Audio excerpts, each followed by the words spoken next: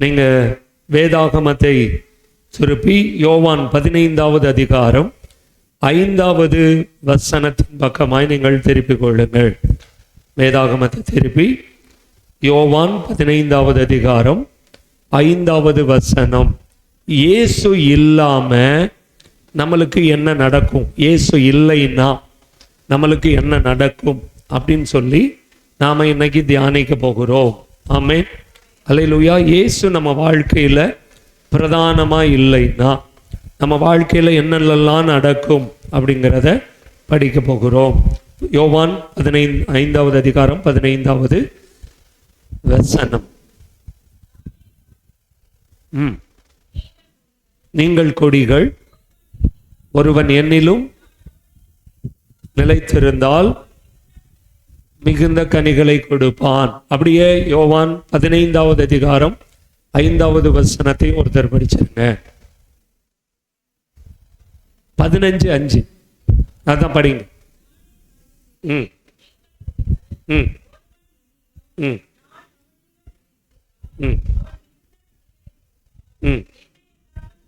Okay. என்னை அல்லாமல் உங்களால் ஒன்றும் செய்யக்கூடாது அப்படி சொன்னார். அப்ப இன்னைக்கு நிறைய நேரத்துல நாம தடுமாறுகிறோம், போராடுகிறோம், கவலைப்படுறோம், கண்ணீர் வடிக்கிறோம், பிரச்சனைக்குள்ளே கடந்து போகிறோம்.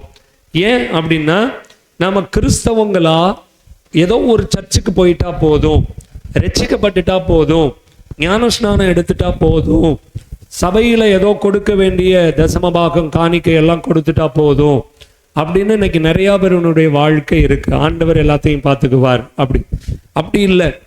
ஒரு மனிதனுடைய வாழ்க்கையில இயேசு இல்லாமல், இயேசுவோடு உறவில்லாமல் எந்த காரியத்தையும் என்ன பண்ண முடியாது, செய்ய முடியாது. அதுக்கு ஒரு அருமையான உதாரணமாக தான் இங்கே இந்த 15வது அதிகாரம் 5வது வசனத்தை ஆண்டவர் உதாரணமாய் அங்கே சொல்ல ஆரம்பித்தார். அங்க சொல்லும் போது சொன்னாரு, நானே திராட்சை செடி, நீங்கள் கொடிகள் அப்படி சொன்னார். புரியுதா? அந்த திராட்சை செடி தான் முக்கியம். செடியில இருந்து, வேர்ல இருந்து தான் என்ன பண்ணணும், அது சத்துக்களை உறிஞ்சி அந்த கொடிகளுக்கு கொடுக்கணும்.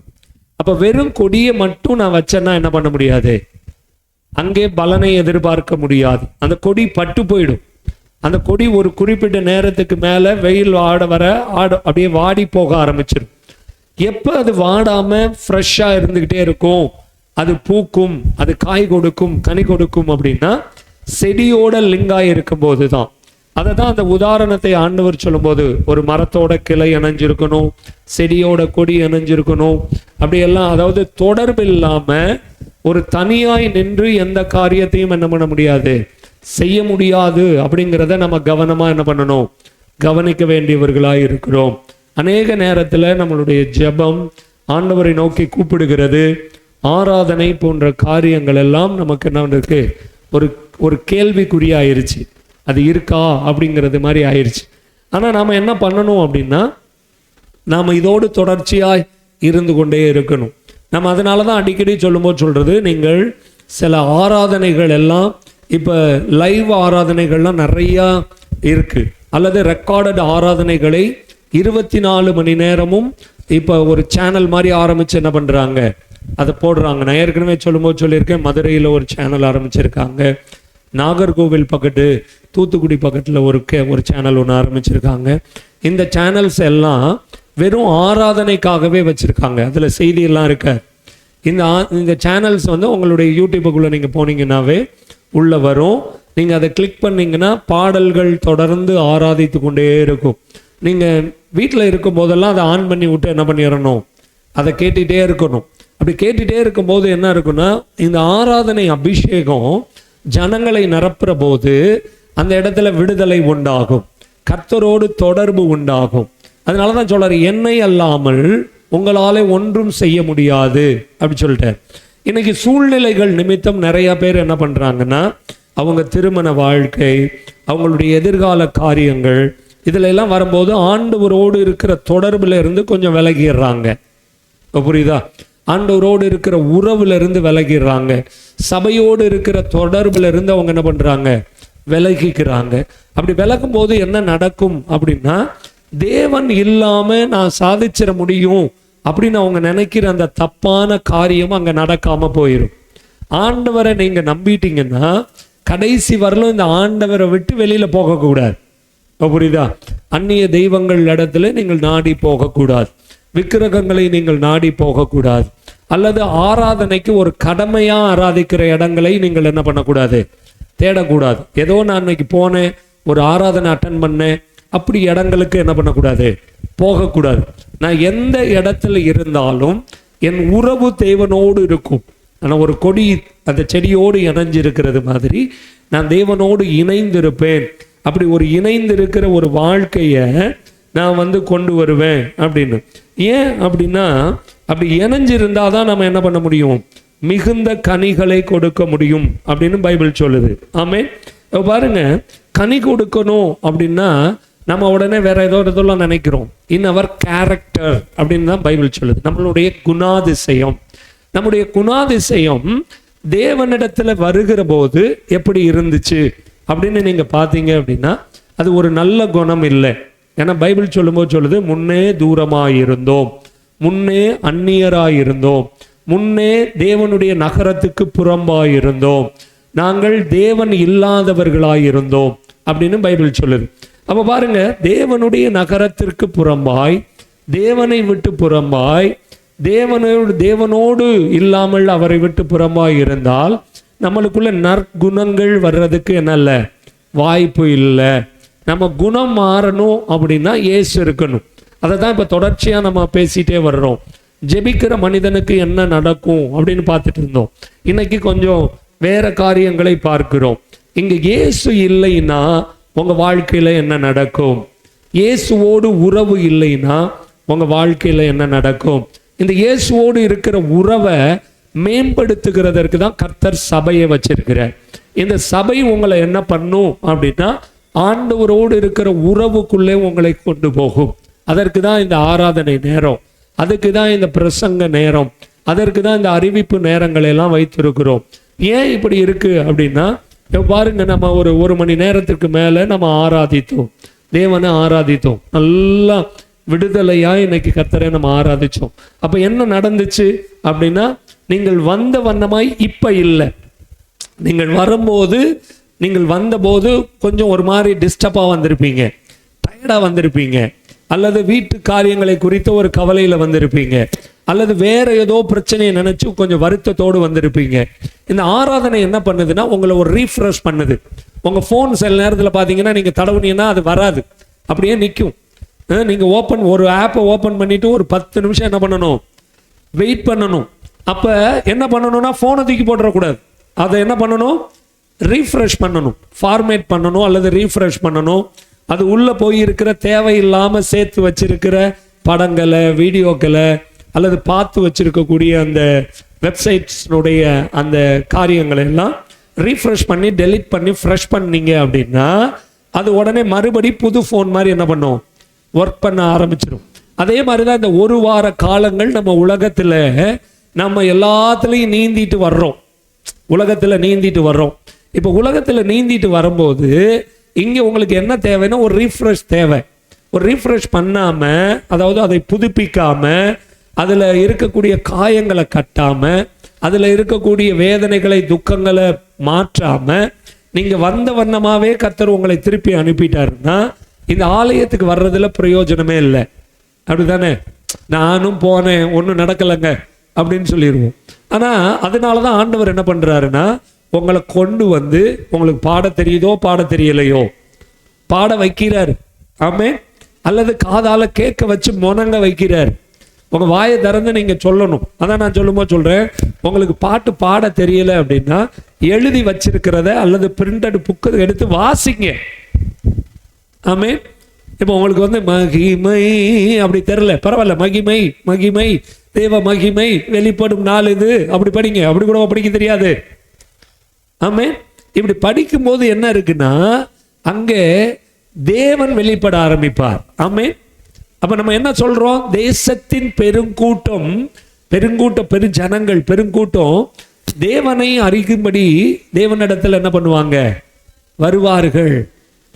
சபை தேடி வருவார்கள் அப்படின்னு சொல்றோம். அப்ப இன்னைக்கு சபை தேடி வரலையே, என்ன பிரச்சனை அப்படின்னா, பிரச்சனைக்குரியவர்கள் சபை தேடி வந்துகிட்டு தான் இருக்கிறாங்க. தேவனை சந்திக்கும்படி சபை தேடி மக்கள் வந்துகிட்டு தான் இருக்கிறாங்க. சபைகள் ஏராளமாக இருக்கிறதுனால இன்னைக்கு என்ன பண்ணல, அதனுடைய எண்ணிக்கை நம்மளுக்கு தெரியல. ரெண்டாவது, அது முறை பிரகாரமாய் சபையில் சேர்ந்தவர்கள் அரசாங்கத்துக்கு தெரியப்படுத்தல, எவ்வளவு பேர் சேர்ந்திருக்கிறாங்க அப்படிங்கிறது தெரியப்படுத்தல. அதனால தான் இன்னைக்கு சபையின் கூட்டங்கள் நம்மளுக்கு என்ன பண்ணல, தெரியல. நீங்க எங்க போனீங்கன்னாலும் பைபிளை எடுத்துக்கிட்டு ஒருத்தராவது பஸ்ல ஏறிடுறாங்க. ஆமா வரலையா? ஒரு காலத்துல கிறிஸ்தவர்களை பார்க்கவே முடியாது. இன்னைக்கு பாருங்க, நீங்க ஒரு பஸ்ல ஏறினீங்கன்னா, ஒரு 50 பேர் இருக்கக்கூடிய ஒரு பஸ்ல ஏறினீங்கன்னா, அதுல ஒருத்தராவது கர்த்தரை ஆராதிக்கிறவங்க என்ன பண்ணிடுறாங்க, ஏறிடுறாங்க. சர்ச்சுக்கு போறாங்க, ஜெபத்துக்கு போறாங்க, ஊழியத்துக்கு போறாங்க, பைபிள் எடுத்துக்கிட்டு எங்கேயோ பிரயாணம் பண்ண போறாங்க. இப்படி எல்லாம் காரியங்கள் வந்துருச்சு. ஆனா இதுல என்ன நடக்குது அப்படின்னா, அவர்கள் போகிற இடத்துல கர்த்தரை முதல்ல நம்பணும். ஆமே, கர்த்தர் என்னை இந்த ஆலயத்திலே வைத்திருக்கிறார். அப்ப இந்த ஆலயத்துல எதுக்கு என்னை கொண்டு வர்றாருன்னா, துதி வேலை, ஆராதனை வேலையில என்னை புதுப்பிக்கிற வேலையை செய்கிறார். புதுப்பிக்கிறது. இப்ப பாருங்க, ஃபார்மேட் அடிக்கிறாரு உங்களை. அங்க என்ன சொல்லுது, நம்ம ஸ்டைல்ல சொன்னோம்னா என்னது, ஹார்ட் டிஸ்கை ஃபார்மேட் பண்றாரு. இப்ப ஃபார்மேட் அடிச்சிட்டாச்சு. இப்போ ஃபார்மேட் அடிச்சுட்டு அப்படியே விடக்கூடாது, அதுக்குள்ள புதிய சாஃப்ட்வேர் போடணும், அப்பதான் ஒர்க் ஆகும். அதை என்ன பண்றாரு அப்படின்னா, செய்தி வேலையில இந்த சாஃப்ட்வேர் இன்ஸ்டாலேஷன் நடக்குது. இந்த உங்களுக்கு வந்து சாஃப்ட்வேரை உள்ள வச்சு அனுப்புறாரு. அப்போ உங்க மைண்ட் ஃபுல்லா அடுத்த வாரம் திருப்பி நீங்க சர்ச்சுக்குள்ள வர்றது வரையிலும் இந்த வார்த்தை உங்களுக்குள்ள போயிட்டே இருக்கும். இந்த வார்த்தை உங்களுக்குள்ள அப்படியே என்ன பண்ணும், கிரியை செஞ்சுக்கிட்டே இருக்கும். நீங்க ஆராதிச்சு விடுதலையாகி நீங்க இந்த வசனத்தை கேட்டா அந்த வசனம் உங்களுக்குள்ளே இருக்கும். நீங்க அப்படி இல்லாம சும்மா அப்படியே வந்து அப்படியே உட்காந்து இருந்துட்டு அப்படியே கையை இப்படி தட்டிட்டு அப்படியே ஏனோ தானோன்னு அப்படி எந்திரிச்சு நீங்க போயிட்டீங்கன்னு வைங்களேன், என்ன நடக்கும் தெரியுமா? அங்கே இந்த வசனம் உங்களுக்குள்ள கிரியை செய்யாது, இந்த வசனம் உங்களோடு பேசாது. இந்த வசனம் உங்களோடு பேசலைன்னா இந்த காரியங்கள் எல்லாம் மறந்து போயிடும். ஆமே, முதல்ல பாருங்க, ஒரு சபையின் காரியங்கள் நீங்கள் எப்பொழுது எல்லா நிகழ்வுகளும் தெரியுது அப்படின்னா, செடியோட இணைஞ்சிருந்தா தான் தெரியும். புரியுதா? புரியுதா? பாருங்க, நீங்க வரும்போது அந்த கேட்டுக்கு பக்கத்துல ஒரு அந்த காம்பவுண்ட்ல ஒரு மஞ்சள் கலர் பூ பூத்துட்டு ஒரு செடி கிடக்கும். கீழே பார்த்தீங்கன்னா ஒரே ஒரு வேறு தான், ஒரே ஒரு செடி தான். அந்த செடியிலிருந்து வந்த கிளைகள் நிறைய என்ன பண்ணிட்டு இருக்கு, புதுசு புதுசா வருது. தண்ணி ஊற்றி வளர்க்க வளர்க்க புதுசு புதுசா கிளைகள் வருது. அது அப்படியே அந்த செவற்றில் அப்படியே படர விட்டுருக்கோம், படர்ந்து போகுது. அது புது புது புது புது புது பூக்களை எல்லாம் என்ன பண்ணுது, கொடுத்துட்டே இருக்கு. அந்த பூ இல்லாம வெறும் இலையா மண்டி போய் கிடந்துச்சுன்னா நம்ம என்ன பண்ணுவோம், அதை வெட்டிட்டு வேற செடி வச்சிருவோம், அதை எடுத்துருவோம் அந்த இடத்துல இருந்து. சும்மா இடத்த அடைச்சிட்டு கிடக்கு, சும்மா தண்ணியை குடிச்சிட்டு கிடக்கு, வேஸ்ட் பண்ணுது அப்படி சொல்லிடுவோம். அப்ப என்ன இருக்கு அப்படின்னா, அதுல வெளிப்படணும், பலன்கள் வெளிப்படணும், கனிகள் வெளிப்படணும். அதைத்தான் ஆண்டவர் எதிர்பார்க்கிறார். அப்ப யார் ஒருத்தங்க நீங்க கிறிஸ்துவோடு நிலைச்சிருக்கிறீங்களோ அப்ப உங்க குடும்பத்தோடு இருப்பீங்க, உங்களுக்கு கர்த்தர் கொடுத்திருக்கிற சபையோடு இருப்பீங்க, தேவனோடு தொடர்புல இருப்பீங்க. இந்த 3 காரியம் கரெக்டா இருக்கும். அப்ப எப்ப ஒரு சின்ன மிஸ்டேக் நடக்குது, புரியுதா? இப்ப நிறைய பேருக்கு நைட் பிரேயர் மறந்து போயிருது. ஏன் அப்படின்னா, அது அந்த நாள் நினைவுல வர்றதில்லை. அது எந்த வாரம், இன்னைக்கு என்ன தேதி. சில பேர் வீட்டில் இருக்கிறவங்களை கேட்டீங்கன்னா என்ன தேதினே தெரியாது, என்ன கிழமைனே தெரியாது, அப்படிலாம் இருக்கு. இதனாலதான் நம்ம வந்து காரியங்களை வந்து என்ன பண்றோம்னா புதுப்பிக்கிறோம். ஒரு நாள் எழுந்த உடனே நன்றி சொல்றது எதுக்கு தெரியுமா? இந்த புதிய நாளை தந்தீங்க, ஸ்தோத்திரம். ஆமென். எப்படி சொல்லணும்? இந்த ஞாயிற்றுக்கிழமைய தந்தீங்க, ஸ்தோத்திரம், அப்படி சொல்லணும். அப்படித்தானே? இது எத்தனாவது வாரம், எத்தனாவது ஞாயிற்றுக்கிழமை? 3வது ஞாயிற்றுக்கிழமை. அப்போ உங்க ஜெபத்துல என்ன சொல்லணும்? 3வது ஞாயிற்றுக்கிழமையை தந்ததுக்கு ஸ்தோத்திரம், அப்படி சொல்லணும். அப்படி சொல்லும் போது என்ன ஆகும்னா, உங்களுக்கு இந்த காரியங்கள்லாம் ஞாபகம் வரும், தொடர்பில் இருந்துட்டே இருக்கும். இன்னைக்கு என்ன கிழமை, இன்னைக்கு என்ன தேதி, இன்னைக்கு என்ன நாள், இன்னைக்கு நான் என்ன செய்யணும் அப்படின்னு. ஸ்கூலுக்கு போகணுமா, காலேஜுக்கு போகணுமா, வேலைக்கு போகணுமா, இன்னைக்கு லீவா, லீவு நாளில் மட்டும் கரெக்டாக பார்த்து வச்சுக்கிறோம், அப்படிதானே? லீவு மட்டும் பாருங்களேன், மாதம் தொடங்கணும்னு எதை பார்க்குறோமோ பார்க்கலையோ கேலண்டரில் இருக்கிற அந்த சிகப்பு புள்ளிகளை ஃபுல்லாக பார்ப்போம், அப்படிதானே? இந்த மாதம் ஒரு லீவும் இல்லைங்க அப்படின்னு இப்படி பார்ப்பாங்க. அப்படி பார்த்தீங்கன்னா இந்த மாதத்தில் ஜூலை மாதத்தில் ஒரு ரெண்டு கூட என்ன இருக்காது, இடையில காணாமல் இருக்கும். அப்படியே பார்த்துட்டே வந்தால் ஒன்றையுமே காணாம். 31 தேதி வரையிலும் ஞாயிற்றுக்கிழமை மட்டும்தான் என்ன இருக்குது, ஆமாம் கலர் இருக்குது, மற்ற நாளில் கலரை காணோம், அப்படி இருக்குது. இப்போ பாருங்கள், அப்போ உடனே நம்ம அதுக்கு வந்து ஒரு சோர்வு வந்துடுது. ஆனால் கர்த்தருடைய நாள் அப்படிங்கக்கூடிய நாளில் மட்டும் எல்லா கேலண்டர்லையுமே அன்னைக்கு என்ன இருக்குது, கலர் அடிச்சு தான் இருக்குது. ஏதோ ஒரு கலர் அடிச்சு இருக்குது. சிகப்பு கலர் இருக்கும் மோஸ்ட்லி. சில மல்டி கலர் கேலண்டர்ஸில் போனீங்கன்னா அந்த கலருக்கு மேட்ச் ஆகிறது மாதிரி ஒரு கலரை என்ன பண்ணி வச்சுருப்பாங்க, போட்டு வச்சுருப்பாங்க. எதுக்கு இதை போட்டு வச்சுருக்காங்கன்னா, அந்த நாள் தேவனை ஆராதிக்கிறதுக்கு உரிய ஒரு நாள். கவர்மெண்ட் என்ன பண்ணுது, அதுக்கு ஒரு விடுதலை, ஒரு விடுமுறையை கொடுத்து விடுதலையா நீங்க போங்க அப்படி சொல்லுது. அப்ப இந்த விடுதலையாய் நம்ம இங்க வந்து கர்த்தரை ஆராதிக்கும் போது, இங்க வரும்போது என்ன பண்ணணும்னா, ஃபர்ஸ்ட் நீங்கள் கர்த்தரை நல்லா ஸ்தோத்திரம் பண்ணணும். ஆமென், ஸ்தோத்திரம் பண்ணணும். நிறைய பேருக்கு ஸ்தோத்திரமே வர மாட்டேங்குது, இதையே வந்து நிற்கிறாங்க. அப்படி ஏன் அப்படின்னா, இந்த பழக்கம் ரெகுலரா உங்க வாழ்க்கையில வரணும். அதுக்கு தான் இந்த ஆராதனை, இந்த துதி, இந்த ஸ்தோத்திரம் இதெல்லாம் போட்டு கேளுங்க அப்படி சொல்றது. அப்படி கேட்க கேட்க தான் என்ன ஆகும், உங்களுக்குள்ள அது வரும். இன்னைக்கு நிறைய பேர் பார்த்தீங்கன்னா எதையோ கேட்டு தெரிஞ்சுக்கிறோம், நல்லதுதான். உலகத்தை தெரிந்து கொள்றது என்னதுதான், நல்லதுதான். உலக காரியங்களை, மருத்துவ காரியங்களை, தொழில் சம்பந்தப்பட்ட காரியங்களை தெரிந்து கொள்றது நல்லதுதான். அதை விட இன்னொரு சிறந்த ஒரு காரியம் இருக்கு, கர்த்தரை எப்படி ஸ்தோத்திரம் பண்ணுகிறது. எனக்கு பைபிள் சொல்லுது, கர்த்தரை எக்காலத்திலும் ஸ்தோத்தரிப்போம் அப்படி சொல்லு. கர்த்தர் என்ன பண்ணணுமா, எக்காலத்திலும் கர்த்தரை ஸ்தோத்தரி அப்படி சொல்லு, ஸ்தோத்தரிப்போம். ஏன் அப்படின்னா அது அவசியம். இந்த ஸ்தோத்திரம் தான் என்னை துதிக்குள்ள, ஆராதனைக்குள்ள கொண்டு போகும். இந்த துதி ஆராதனை என்னை தேவனோடு ஒன்னா அப்படியே நெருங்க வைக்கும், தேவனோடு இணைய வைக்கும்.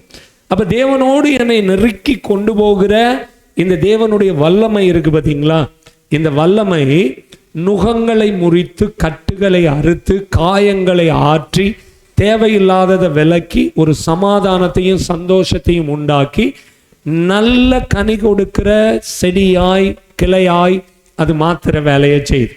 செடி நல்ல கனி கொடுக்கிற செடி தான். ஏன்னா கிறிஸ்து திராட்சை செடி, அவர் நல்ல செடி தான். ஆமென். கொடி தான் இங்க பிரச்சனை. கொடியில தான் நிறைய நேரம் கொடி பட்டு போயிடுது, கொடி வாடி போயிடுது, கொடி அருந்து போயிடுது. காத்து ஓங்கி அடிக்கும் போது என்ன பண்ணுது, சில கொடிகள் அருந்து போயிடுது. இங்க நம்ம இடத்துல சின்ன சின்ன விவசாயங்கள் அங்கெல்லாம் நடக்கிறதுனால அதுல இந்த சொரக்காய், பாவக்காய், இந்த மாதிரி கொடிகள்லாம் இருக்கிறதுனால கடந்த நாள் 2 நாளைக்கு முன்னாடி பயங்கரமான காற்று, மழை. அப்ப போட்டு வச்சிருந்த பந்தல்லாம் கீழே சாஞ்சிருச்சு. அப்ப செடி அருந்து போகலை, எது அருந்து போயிருச்சு, கொடி அருந்து போயிருச்சு. நல்லா ஸ்ட்ராங்கா இருந்த கொடியெல்லாம் அருந்து போகலை, கொஞ்சம் வீக்கா இருந்த கொடியெல்லாம் என்ன பண்ணிருச்சு, அருந்து போயிருச்சு. அதனாலதான் ஆண்டவர் சொல்றாரு, நீ செடியோட எவ்வளோ டீப்பா இருக்கிறியோ அவ்வளோ டீப்பா கனியும் கிடைக்கும், ஸ்ட்ராங்காகவும் இருக்கும். காத்துல அருந்தே கீழே விழுந்தாலும் அது என்ன பண்ணாது, அருந்து போயிடாது, பட்டு போயிடாது அப்படி சொல்லி ஆண்டவர் நம்மளுக்கு அதை புரிய பண்ணுகிறதுக்காக சொல்றார். இப்போ பாருங்க, நிறைய நேரங்கள்ல நம்முடைய வாழ்க்கையின் குணாதிசயம் நம்மளை தேவனை விட்டு வெளியில கொண்டுட்டு போயிருக்கு. இப்போ பாருங்க, தேவையில்லாத கோபம், முகத்தை ஒரு மாதிரி, சில ஆட்கள் இருக்கிறாங்க, கோபப்பட்டுட்டாங்க அப்படின்னா அவங்க முகம் மாறிடும். ஆக்ஷன் பண்ண, அதாவது திட்டுறதோ சண்டை போடுறதோ வேற காரியமோ செய்ய மாட்டாங்க. அவங்க முகம் பார்த்தீங்கன்னா ஒரு மாதிரி என்ன மாறிடும். பார்த்துருக்கீங்களா? இதெல்லாம் கோபத்தினுடைய ஒரு வெளிப்பாடு. அப்ப இந்த முகம் மாறுது அப்படின்னா நான் சொல்லுவோம், உன் முகநாடி வேறுபட்டது என்ன அப்படின்னு பைபிள்ல கேட்டிருக்கு. புரியுதா? காயினை பார்த்து ஆண்டவர் சொல்லும்போது சொன்ன என்ன கேட்டாரு, உன் முகநாடி வேறுபட்டது என்ன அப்படின்னு கேட்கிறார். ஏன் அப்படின்னா இந்த முழு குணத்தையும் காட்டுறது இந்த முகம். அகத்தின் அழகு முகத்தில் தெரியும் அப்படி சொல்லுவாங்க. ஸோ அப்போ இந்த அகத்தை அழகா மாத்தினாதான் உங்க முகத்துல புண்ணு, முறுவல், சிரிப்பு எல்லாமே என்ன பண்ணும், வரும். சந்தோஷம் தெரியும். இல்லைன்னா அப்படியே உட்காந்துருப்பாங்க. எதையோ இழந்து போனது மாதிரி அப்படியே வருவாங்க, இழந்து போனது மாதிரி போயிடுவாங்க. இந்த உறவை பலப்படுத்திட்டு அடுத்து ஆண்டவர் என்ன பண்றாரு அப்படின்னா, உங்களுக்கு அந்த வார்த்தையை சொல்லி கொடுக்கிறதற்கு ஆசைப்படுகிறார். ஆமென். இப்ப பாருங்களேன், ஏசாயா தீர்க்க தரிசன புத்தகம் 64வது அதிகாரம் 6வது வசனத்தை படிங்களேன். நாங்கள்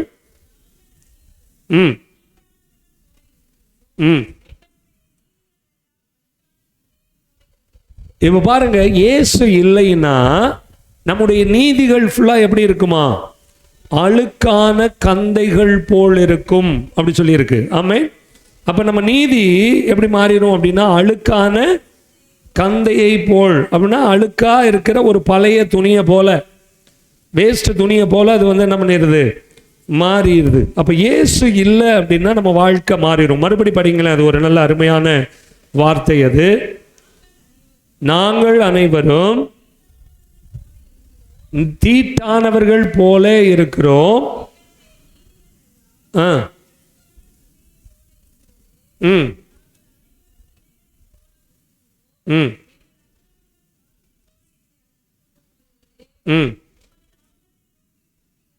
ம் ம் ம் இங்க பாருங்க, இங்க சொல்லும்போது நல்லா தெளிவா ஒவ்வொரு காரியமா சொல்லிட்டு இருக்காரு பாருங்க. இங்க வரும்போது நீங்க நல்லா புரியணும். இப்ப முன்னாடி மேல இருந்து படிச்சீங்கன்னா இன்னும் நல்லா புரியும். 1வது வசனத்துக்கு வந்துருங்களேன். கர்த்தர் சொல்லுகிறது என்னவென்றால் 66:1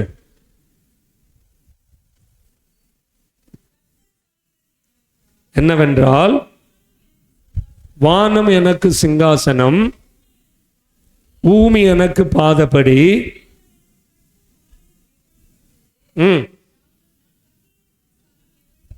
ஓகே, இங்க கேட்கும்போது ஃபர்ஸ்ட் ஆலயம் கட்டுறதை குறித்து ஆரம்பிக்கிறார்.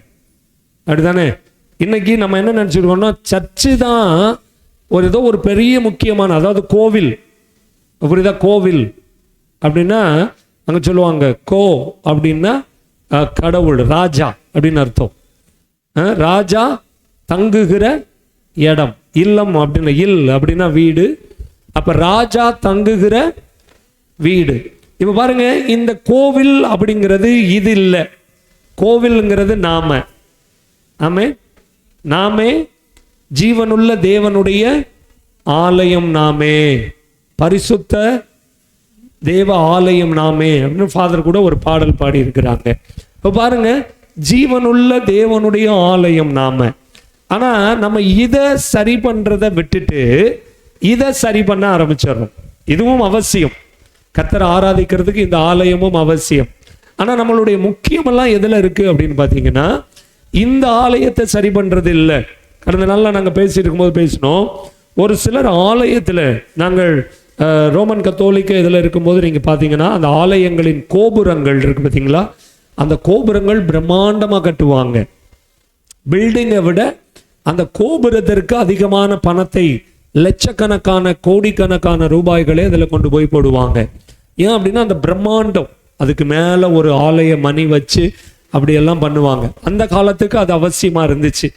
அந்த காலத்துக்கு அந்த ஆலய மணி அடிக்கிறத வச்சு தான் அந்த ஊர் மக்கள் எல்லாம் ஆராதனை நேரத்தை, கடவுளை தொழுது கொள்ளுகிற காரியங்களை அறிந்து கொண்டு வந்தாங்க. அது ரைட்டு. ஆனால் இன்னைக்கு அந்த ஆலயத்தில் நான் கதவுக்கு என்ன பண்ணுறேன், ஜன்னலுக்கு என்ன பண்ணுறேன், இதை என்ன பண்ணுறேன், அதை என்ன பண்ணுறேன்னு சாலமோன் ஆலயத்தை கட்டும்போது பார்த்து பார்த்து கட்டினது மாதிரி இன்னைக்கு அதற்கு அவ்வளோ முக்கியத்துவம் கொடுக்க ஆரம்பிச்சுட்டாங்க. சாலமோன் நாட்களின் ஆலயங்கள் அப்படிங்கிறது கர்த்தர் தங்குகிறதற்காக கட்டப்பட்டது, கர்த்தர் இறங்கி வருகிறதற்காக கட்டப்பட்டது. ஆமென். ஆனா புதிய ஏற்பாட்டு காலத்துல கர்த்தர் ஆலயத்துல தங்கல. கர்த்தர் என்ன பண்றாருன்னா, விடுவிக்கப்பட்ட, ரட்சிக்கப்பட்ட நமக்குள்ளே வந்து தங்க விரும்புகிறார். ஆமென். ஸோ அப்ப எனக்குள்ளே அவர் வரல அப்படின்னா என் வாழ்க்கை எப்படி இருக்கும், அதுதான் எங்க கேள்வி. அதுல சொல்லும்போது சொல்றாரு, என்னுடைய கரம் இவைகளை எல்லாம் சிருஷ்டித்ததினால் இவைகள் எல்லாம் உண்டாயின என்று கர்த்தர் சொல்லுகிறார். ஆனாலும் சிறுமைப்பட்டு ஆவியில் நொறுங்குண்டு என் வசனத்துக்கு நடுங்குகிறவனையே நோக்கி பார்ப்பேன் அப்படி சொல்றேன். யாரையா நான் நோக்கி பார்ப்பேன்? இப்படி பிரம்மாண்டமா ஆலயத்தை கட்டி அப்படி அதிலேயே சந்தோஷப்பட்டுக்கிட்டு பாபிலோனுடைய அந்த கோபுரம் போல அப்படி வச்சு காரியங்கள் செய்யறீங்களா? பாபேல் கோபுரத்தை போல கட்டணும்னு ஆசைப்படுறீங்களா? இல்லை நீங்க கர்த்தரை உங்க இருதயத்துக்குள்ள கொண்டு வந்து அவரோடு உறவாட விரும்புறீங்களா? இதுதான் கேள்வி. இங்க சொல்லும்போது சொல்றாரு, ஒரு மனிதனுக்குள்ளே கர்த்தர் வரும்போது அவர் சொல்றது என்னன்னா, சிறுமைப்பட்டு அப்படின்னா ஒன்றும் இல்லாமல் போய் அப்படி இல்லை, உங்களை நீங்க தாழ்த்தி, கடவுளுக்கு முன்னாடி நான் ஒண்ணுமே இல்லை, கடவுளுக்கு முன்னாடி நான் பெரியவன் இல்லை, இந்த உலக பிரகாரம் பெரிய ஆளா நீங்க இருக்கலாம், அப்படிதானே? இன்னைக்கு ஒரு சிலர் கேட்கும் போது நான் யாருன்னு தெரியுமா உனக்கு அப்படின்னு கேட்குறாங்க. உங்கள்ட்ட அப்படி யாராவது கேட்டிருக்காங்களா? என்கிட்ட எல்லாம் நிறைய பேர் கேட்டிருக்காங்க, நான் யாரு தெரியுமா, என் பவர் என்ன தெரியுமா, நான் அப்படின்னு இருக்காங்க. நான் சொல்லும்போது சொல்றது, யாரா இருந்தா எனக்கு என்னையா, அது உங்களோட. ஆமென், அல்லேலூயா. நான் யாருன்னு நீங்க யாருன்னு தேவைப்பட்டா தெரிஞ்சுக்கலாம், தேவைப்படலைன்னா தெரிஞ்சுக்கிறாம இருக்கலாம். ஆனா கர்த்தர் எப்படிப்பட்டவராய் இருக்கிறார் என்பது எனக்குள்ளே, கர்த்தர் எப்படிப்பட்டவர் அதுதான் இங்க முக்கியம். இங்க சொல்லும்போது சொல்றாரு பாருங்க, நான் ஆவியில நொறுங்குண்டு அப்படி சொல்லணும். ஆவியில நொறுங்குண்டு என் வசனத்துக்கு நடுங்குகிறவன். வார்த்தை என்ன சொல்லுது? அதுதான் இங்க முக்கியம். வார்த்தை என்ன சொல்லுது? இன்னைக்கு நிறைய பேர் சொல்றாங்க, தீர்க்க தரிசனம் சொல்லிட்டாங்க, அங்க எனக்கு தரிசனம் வந்துருச்சு, எனக்கு சொப்பனம் வந்துருச்சு, எனக்கு அது வந்துருச்சு, எனக்கு இது வந்துருச்சு. ரைட், அதெல்லாம் விடுங்க. வார்த்தை என்ன சொல்லுது உங்க வாழ்க்கையை குறித்து? ஆமே, அதுதான் முக்கியம். இந்த வசனம் உங்களுக்கு என்ன சொல்லுது? அதுதான் முக்கியம். இப்ப பாருங்க, நிகழ்வுகள் சில நேரத்தில் நம்ம மாற்றுவோம். ஒரு காரியத்தை அறிவிப்போம், பின்னாடி மாற்றுவோம். இப்ப பாருங்க, வழக்கமாய் நம்ம எப்பொழுதும் இந்த வேதாகம கல்லூரி மாத கிளாஸ் வியாழக்கிழமைகள்ல இருக்கும்.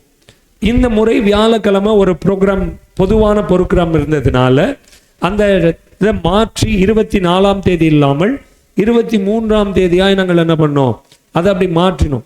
அது இதுக்கு மாற்றினோம் அப்படின்னா, அந்த நாளில் ஒரு நிகழ்வுகள் இருக்கிறதுனால அதுக்கு தகுந்த மாதிரி நம்ம என்ன பண்ண வேண்டியதா இருந்து மாற்ற வேண்டியதாயிருச்சு. அறிவிக்கப்பட்ட ஒரு காரியத்தை மாற்றலாம், ஆனா வசனம் மாறாது. ஆமே, வார்த்தை மாறாது. இந்த வார்த்தை என்ன சொல்லுது? அதான் பைபிள்ல சொல்லும்போது சொல்லிருக்கு, தீர்க்க தரிசனம் ஒளிந்து போகலாம். ஆமே, அல்லேலூயா. ஆனா வார்த்தை என்ன பண்ணாதான்? ஒளிந்து போகாது. காரியங்கள் நிறைய நீங்க கவனமா கவனிக்கணும். பைபிள் சொல்லும்போது நிறைய காரியங்களை நம்மளுக்கு சொல்லி கொடுக்குது. அதனாலதான் ஆண்டவர் சொல்றாரு, என் வசனத்துக்கு நடுங்குகிற. நீங்க பைபிளை படிச்சு பைபிள் என்ன சொல்லுது, அதுதான் இயேசுவோடு உங்களை உறவுக்குள்ளே கொண்டு போகக்கூடிய காரியம். இன்று வேதத்தை படிச்சீங்களா அப்படி எழுதி வச்சுக்கணும். நீங்க பைபிள் படிக்கிறது உங்களுக்கு பிரச்சனைன்னா, நீங்க அடிக்கடி போகிற ஒரு இடத்துல நீங்க எழுதி ஒட்டிடணும், இன்று வேதத்தை படிச்சீங்களா, இன்னைக்கு ஜெபம் பண்ணீங்களா. நான் ஒரு வீட்டுக்கு போயிருந்தேன், அவங்க வீட்டில் அப்படிதான் எழுதி இருந்துச்சு. அங்க கர்த்தர் நல்லவ, உன்னை வாளாக்காம தலையாக்குவேன், கீழாக்காம மேலாக்குவேன், அப்படிலாம் எழுதல. அந்த வீட்டில் இன்னைக்கு ஜெபம் பண்ணீங்களா, இன்னைக்கு கர்த்தரோடு உறவாடுனீங்களா, இன்னைக்கு பைபிளை படிச்சீங்களா அப்படி சொல்லி தேசத்தின் எழுப்புதலை நினைச்சிங்களா அப்படி எழுதி வச்சிருந்தாங்க. அந்த வீட்டுக்கு போகும்போது, பெங்களூர்ல நான் ஒரு வீட்டுக்கு போகும்போது பார்த்தேன். அந்த வீட்டில் நான் ஒரே ஒரு இடத்துல மட்டும்தான் வசனத்தை அப்படியே வசனமாய் எழுதி ஒரு போர்டு இருந்துச்சு. மற்ற இடங்களில் எல்லாம் அவங்க இப்படிதான் வச்சிருந்தாங்க. ஏன் அப்படின்னா, அந்த வீட்டினுடைய உரிமையாளர் சொல்லும்போது சொன்னாரு, வசனத்தை இங்கே எழுதி வைக்க கூடாது பாஸ்டர், வசனத்தை இங்கே எழுதி வைக்கணும் அப்படி சொன்னார். வசனம் இன்னைக்கு நிறைய பேர் நம்ம வசனத்தை வெளியில எழுதி வைக்க ஆசைப்படுகிறோம். வசனம் எங்க எழுதப்படணுமா? வசனம் உங்க உள்ளத்துல எழுதணும். அப்ப போர்டெல்லாம் வைக்க கூடாதா அப்படின்னா, அது வைக்க கூடாதுன்னு நான் சொல்லல, அது வைக்கலாம், வைக்கணும். வர்ற யாராவது ஒருத்தங்க அதை பார்த்து என்ன பண்ணணும், படிக்கிறதுக்கு அது உதவியா இருக்கும். ஆனால் அதை விட முக்கியமான ஒரு காரியம் இருக்கு. இந்த வசனத்தை உங்களுக்குள்ள கொண்டு போகணும். அதுதான் உங்களை நடுங்க வைக்கும். ஆமே, அதுதான் உங்களை வாழ வைக்கும். அதுதான் உங்களுக்கு சமாதானத்தை கட்டளையிடும். அதுதான் நீங்க யாரு அப்படின்னு உங்களுக்கு என்ன பண்ணும், சொல்லி கொடுக்கிற வேலையை அது செய்யும். எனவே நீங்க ரொம்ப கவனமா என்ன பண்ணணும், இந்த காரியத்தை கையாளணும். அப்படி இல்லை அப்படின்னா என்ன பண்ணணும்னா பிரச்சனைகள் வந்துடும், போராட்டங்கள் வந்துடும், கலக்கங்கள் வந்துடும், கவலைகள் வந்துடும். அதை தான் இங்க சொல்லும் போது 3வது வசனம் சொல்லி பாருங்க, மாட்டை வெட்டுகிறவன் மனுஷனை கொல்லுகிறவனாகவும் ஆட்டை பலியிடுகிறவன் நாயை கழுத்தறுக்கிறவனாகவும் காணிக்கையை படைக்கிறவன்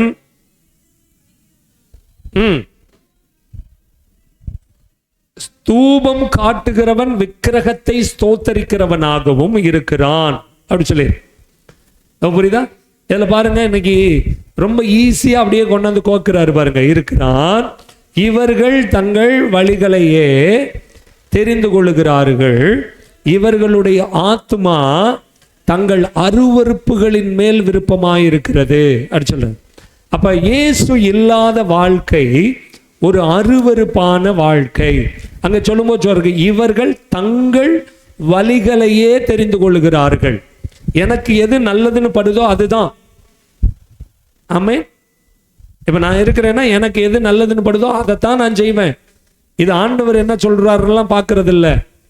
எனக்கு என்ன பிடிக்குது, என் குடும்பத்துக்கு என்ன பிடிக்குது, அதை இன்னைக்கு பிடிச்சிக்கிட்டு என்ன பண்றாங்க, என் ஜாதிக்கு என்ன பிடிக்குது, என் மதத்துக்கு என்ன பிடிக்குது, என் இனத்துக்கு என்ன பிடிக்குது, இந்த கோட்பாடுகள்லாம் என்ன அப்படின்னு அதை பிடிச்சிக்கிட்டு அப்படியே இருக்கிறாங்க. அவங்க அருவருப்பானவர்கள் அப்படின்னு பைபிள் சொல்லுது. அப்ப என்ன பண்ணணும்? கர்த்தருடைய வார்த்தைக்கு ஒப்பு கொடுக்கணும், கர்த்தருடைய செயலுக்கு ஒப்பு கொடுக்கணும். முடியாதுன்னு சொல்லக்கூடிய ஒரு காரியத்தை பிடிச்சி தொங்கி நம்ம வாங்குறதுனால என்ன நடக்க போகிறது? நீங்க பாருங்க, சில பேர் ஜெபம் பண்ணுவாங்க, ஆண்டவரே எனக்கு ஒரு ஆண் பிள்ளை, எனக்கு ஒரு ஆண் பிள்ளை, எனக்கு ஒரு ஆண் பிள்ளை, எனக்கு ஒரு ஆண் பிள்ளைன்னு ஜெபம் பண்ணுவாங்க. ஆண்டவர் என்ன பிள்ளை கொடுக்க விரும்புறாரோ அதை கொடுங்கன்னு ஜெபம் பண்றவங்க ரொம்ப கம்மியான பேர். புரியுதா? எனக்கு ஒரு ஆண் பிள்ளை, எனக்கு ஒரு ஆண் பிள்ளைம்பாங்க. கடைசியில் அந்த ஆண் பிள்ளையே அவங்க கழுத்தா இருக்கும். அவங்களுக்கு பெரிய வெக்கமாய், அவங்களுக்கு பெரிய ஒரு கஷ்டமாய் மாறும். ஏன் அப்படின்னா கர்த்தருடைய விருப்பமா அந்த குடும்பத்துக்கு அது கொடுக்கறதா இருந்திருக்காது. அவங்க முறையிட்டு கேட்டு தொல்லை பண்ணினதுனால என்ன பண்றாரு? பைபிள் அதுவும் சொல்லி இருக்கு. அப்படி கேட்கும்போது சில நேரத்தில் ஆண்டவர் கொடுப்பார். அப்படி கொடுக்கும்போது அந்த பிள்ளையை வளர்க்கிற விதமாய் அவர்கள் வளர்க்க மாட்டாங்க. ஏன்னா அதன் மேல செல்லத்தை அதிகமாக்கிடுவாங்க. சில பேர் பொம்பளை பிள்ளைய கேட்கிறாங்க, இப்படிதான், அது பெண்ணா இருக்கட்டும் ஆணா இருக்கட்டும், கேட்டு பர்டிகுலராய் எனக்கு இதுதான் வேணும் அப்படி சொல்லுவாங்க. அங்க பிரச்சனை உண்டாயிருது. நான் சொல்றது புரியுதா? ஸோ அப்போ அதே மாதிரி இந்த பிள்ளைக்கு நான் இப்படிதான் திருமணம் பண்ணுவேன், இந்த காரியத்தை நான் இப்படிதான் செய்வேன், இந்த காரியத்தில் நான் இவங்களை இப்படிதான் இதைத்தான் படிக்க வைப்பேன் அப்படின்னு இன்னைக்கு நிறைய காரியங்கள் நான் இந்த மாதிரி தான் என்னுடைய குணங்கள் வச்சுக்கிருவேன் அப்படின்னு சில கோட்பாடுகளை கொள்கைகளை எடுத்துக்கிறாங்க. பைபிள் சொல்லும்போது சொல்லிருக்கு, அது இல்லை, இது எல்லாம் மனிதனுடைய விருப்பம். நீங்க ஜெபம் பண்ணி ஆண்டவர்கிட்ட கேட்கணும், இந்த காரியத்துல ஆண்டவரே நீங்க என்ன சொல்றீங்க அப்படி கேட்கணும். புரியுதா? ஜெபம் பண்ணி கேட்டுட்டு அடுத்ததா என்ன பண்ணணும் அப்படின்னா, உங்களுக்கு கொடுத்த காரியத்தை உங்க பாஸ்டர் மூலமா உறுதிப்படுத்த ஜெபிக்கணும். ஆமே, உங்க பாஸ்டர் மூலமா என்ன பண்ணணும்? கர்த்தர் உறுதிப்படுத்தணும், பேசணும். சபையில வார்த்தைகளாகவோ தீர்க்க தரிசனமாகவோ அல்லது ஆலோசனையாகவோ சில காரியங்களை கர்த்தர் என்ன பண்ணுவாரு? பேசுவார். அப்படி பேசும்போது என்ன நடக்கும் அப்படின்னு பார்த்தீங்கன்னா, அங்கே ஒரு தெளிவு உண்டாகும், அதுல விடுதலை உண்டாகும். ஆனா இன்னைக்கு நம்மளுடைய மனநிலை எப்படி இருக்கு அப்படின்னா, நாம் விரும்புற மாதிரி அப்படியே பேசினா அது ஆண்டவர் பேசுறார். நான் விரும்பி வர்றதுக்கு மாறா பேசினா அது யாரு பேசுறது இல்லை, தேவன் பேசுறது இல்லை அப்படின்னு சொல்றாங்க. இது எது அப்படின்னா தங்களுடைய சொந்த வழி. தெரியுதா? புரியுதா? இது உங்களுடைய ஓன் வேஸ். இது கர்த்தருடைய விருப்பம் இல்லை. நீங்க பிடிச்சுக்கிட்டு அடம் பிடிக்கிறது நிமித்தம் நீங்க அந்த லிமிட்ல நிக்கிறீங்களே வெளியே, இது கர்த்தருடைய வழி இல்லை. அதான் சொல்றது, தங்கள் வழிகளையே தெரிந்து கொள்கிறார்கள், இவருடைய ஆத்மா தங்கள் அருவருப்பிகளின் மேல் விருப்பமாய் இருக்கிறது அப்படி சொல்ற. ஆனா அங்க சொல்லும்போது சொல்றாரு, அவங்க இது ஒரு அருவருப்பு அப்படி சொல்ற. ஏன் விருப்பத்தை கேட்காம அவங்க விருப்பத்தை செயல்படுத்துறதுக்கு பேர் என்னது? அருவருப்பு. புரியுதா? இப்போ ஒரு காரியத்தை நம்ம கத்திருக்கிறோம், இது ஒரு அசிங்கம், இதை மிதிக்க கூடாது, இது அருவருப்பு அப்படின்னு நம்ம கத்திருக்கிறோம். ஆனால் நான் மிதிச்சுட்டு போனா என்ன, நான் போய் காலை கழுவிக்கிறேன் அப்படின்னு நீங்க மிதிச்சிங்கன்னா அதுக்கு பேர் என்னது? என்ன அமைதியாயிட்டீங்க? அதுக்கு பேர் அருவருப்பு. புரியுதா? நீங்க மிதிச்சு கழுவினாலும் உங்க வாழ்க்கையின் வரலாறுல அருவருப்பை மிதிச்சிட்டீங்க அப்படின்னு இருக்கும், அருவருப்பை செஞ்சிட்டீங்க அப்படி இருக்கும். அதை தான் இங்க சொல்லும்போது சொல்றாரு, உங்கள் சொந்த விருப்பத்தின்படி நீங்கள் அருவருப்பான காரியங்களை விரும்புறீங்க. நான் கூப்பிட்டும் மறு உத்தரவு கொடுக்கிறவன் இல்லாமலும் அப்படி சொல்றேன். ஆண்டவர் கூப்பிடும்போது மறு உத்தரவு கொடுக்கிறவன் இல்லாமலும், நான் பேசியும் அவர்கள் கேளாமலும் அப்படி சொல்ற. செகண்ட் என்ன பண்றாரு? பேசியும் கேட்கறதில்ல. அவங்களுக்கு ஒரு தனி லைன் அப்படியே பிளான் பண்ணி அப்படியே பண்ணிக்கிறது. நீ இப்படி இரு, நீ இங்க போ, நீ இங்க வா, நான் இப்படி இருக்கிறேன் அப்படின்னு ஒரு திட்டத்தை என்ன பண்றது? வகுத்து கொண்டு அவர்களுக்காக ஒரு காரியங்களை பண்ணிக்கிறது. பண்ணிட்டு சொல்லும் போது அடுத்து சொல்றாரு பாருங்க, அங்கே அவர்கள் என் பார்வைக்கு பொல்லாப்பானவைகளை செய்து அப்படி சொல்றாரு. அந்த என் தான் முக்கியம். அவர்கள் என் பார்வைக்கு பொல்லாப்பானதை செய்து நான் விரும்பாததை தெரிந்து கொண்டதின் நிமித்தம் நானும் ஆபத்தை தெரிந்து கொண்டு அவர்களுடைய திகில்களை அவர்கள் மேல் வர பண்ணுவேன் அப்படி சொல்றேன். அப்ப பாருங்க, எப்ப கடவுள் இல்லையோ, இயேசு இல்லையோ, அப்ப நம்மளுக்கு என்ன வரும்? ஆபத்து வரும், திகில் வரும், தேவையில்லாத பிரச்சனைகள் வரும். இன்னைக்கு நிறைய பேர் சொல்றாங்க, படுத்து நிம்மதியா என்னால தூங்க முடியலைங்க, படுத்தா தூக்கம் வர மாட்டேங்குது அப்படின்னு. ஏன் அப்படின்னா அவங்கக்கிட்ட கர்த்தருடைய அந்த மகிமையின் தொடர்பு இல்லாததுனால அவங்களால என்ன பண்ண முடியல. நான் படுத்துக்கொண்டு நித்திரை செய்வேன், கர்த்தாவே நீர் என்னை சுகமாய் தங்க பண்ணுவீர் அப்படிங்கிற வார்த்தை வரல. இன்னைக்கு நிறைய பேர் பாதியில பேய் மாதிரி எந்த நடந்துட்டு தெரியுறாங்க. அது சொல்லணும், நல்ல ஓய்வு உங்களுக்கு வேணும். பக்கத்தில் பார்த்து சொல்லுங்க, நல்ல ஓய்வு வேணும். தூக்கம் டிஸ்டர்ப் ஆகுதுன்னா நீங்க தேவனோடு இருக்கிற உறவுல உங்களுக்கு ஏதோ பிரச்சனை இருக்குன்னு அர்த்தம், ஏதோ மன கஷ்டம் இருக்குன்னு அர்த்தம். உங்களுடைய சுயத்தை கொண்டு போய் தேவன் மேல சொருகிட்டீங்க. அப்ப அவர் என்ன பண்ணுவாருன்னா கண்டுக்கிறாம இருப்பார். ஆபத்து வரும், அவர் என்ன பண்ண மாட்டாரு, கண்டுகொள்ள மாட்டார். ஆனா பைபிள் சொல்லும்போது சொல்லுது, கர்த்தருடைய வசனத்துக்கு நடுங்குகிறவர்களே அவருடைய வார்த்தையை கேளுங்கள் அப்படி சொல்ற. இப்ப நீங்க எதை கேட்கணும்? அவருடைய வார்த்தையை கேட்கணும். அவர் சொல்ற, என் நாமத்தின் நிமித்தம் உங்களை பகைத்து அப்படி சொல்லிருக்கு. நீங்க கர்த்தரோடு உறவாட ஆரம்பிச்சீங்கன்னா ஃபர்ஸ்ட் உங்களை என்ன பண்ணுவாங்க? பகைப்பாங்க. ஆமென். கர்த்தர் உங்களை பகைப்பாங்க, உங்களை எதிர்ப்பாங்க, உங்களுக்கு ஏதாவது காரியங்களை செய்வாங்க, அவங்களுக்கு தெரிஞ்ச காரியங்களை உங்கள் மேல திணிப்பாங்க. அப்படித்தானே? இன்னைக்கு பாருங்க, உலகத்தாருக்கு ஒன்று தெரியும், ஒன்று சண்டை போடுவாங்க, கத்துவாங்க, கூச்சலிடுவாங்க, அல்லது செய்வன பண்ண போறேன், மந்திரம் பண்ண போறேன்னு போவாங்க. அவங்களுக்கு அதுதான் தெரியும், அவங்களுக்கு வேற தெரியாது. ஆனா கர்த்தருடைய பிள்ளைகளுக்கு என்ன தெரியணும்? அவங்கள மன்னிக்க தெரியணும். அவங்கள பார்க்கிற போது டென்ஷன் ஆகாம சமாதானமா என்ன பண்ணணும்? ஸ்தோத்திரம், நல்லா இருக்கீங்களா அப்படின்னு கேட்கணும். அப்படி கேட்க முடியலன்னா எனக்கு என்ன பிரச்சனை இருக்குன்னு அர்த்தம். அப்படிதான் இன்னைக்கு சில பேரை பார்த்தாவே எரியுது, சில பேரை பார்த்தாவே நம்மளுக்கு அப்படியே வயிறெல்லாம் எரிஞ்சு அல்சர்லாம் வந்துருது நிறைய பேருக்கு. என்ன பிரச்சனை அப்படின்னா, கர்த்தருடைய வசனம் சொல்லுது நீ மன்னி அப்படி சொல்லுது. புரியுதா? அவருக்கு நம்ம சொல்றதே சொல்லு, மன்னிக்க தெரிந்தவரே மனதுருக்கமுடையவரே அப்படித்தானே பாடுறோம். அவருக்கு பேர் என்னது? மன்னிக்க அவருடைய பிள்ளை.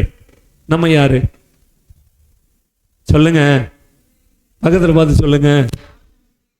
ஆமா பாருங்க, நான் மன்னிச்சிட்டு நான் நார்மலா இருப்பேன். ஏன்னா எனக்குரிய வேலையை செய்ய வேண்டியது கர்த்தர். சொல்லுங்க, அப்படித்தானே? நான் எதையாவது போய் சாதிச்சிட முடியுமா? முடியாது. எனக்கு உரிய நல்லதையோ கெட்டதையோ வரக்கூடிய காரியங்களை சரி பண்றதற்கு ஒருத்தர் இருக்கிறார். அவரோடு என் உறவு டீப்பா இருந்துச்சுன்னா அவர் என் வேலையை செய்து முடிக்க ரெடியா இருக்க. தூதர் வேணுமா அனுப்புவார், பணிவிடை ஆவி வேணுமா அனுப்புவார், யாராவது நபர்கள் வேணுமா அங்க அனுப்புவார். அதிகாரிகள் வேணுமா அங்க அனுப்புவார். ஆமென். நீங்கள் எதிர்பார்க்காத நேரத்தில் அதெல்லாம் நடக்கும். ஏன் அப்படின்னா கர்த்தரே காரியத்தை என்ன பண்றாரு? வாய்க்க பண்ணுகிறவர். அதான் சொல்லும்போது சொல்றாரு, அங்க என் நாமத்தின் நிமித்தம் உங்களை பகைத்து உங்களை அப்புறப்படுத்துகிற உங்கள் சகோதரர் கர்த்தர் மகிமைப்படுவாராக என்றார்களே அப்படி சொல்றார். இவருக்கு என்கிறார்களே, புரியுதா? யாரு அப்படின்னா உங்களை வெறுக்கிறவங்க, உங்களை பகைக்கிறவங்க. அப்படி பகைக்கிறதுனால கர்த்தர் என்ன பண்றாராம்? மகிமைப்படுறாரு அப்படின்னு சொல்லி என்ன பண்றாங்க? அவங்க சொல்லுகிறதற்கு விரும்புறாங்க. அவர் உங்களுக்கு சந்தோஷமும்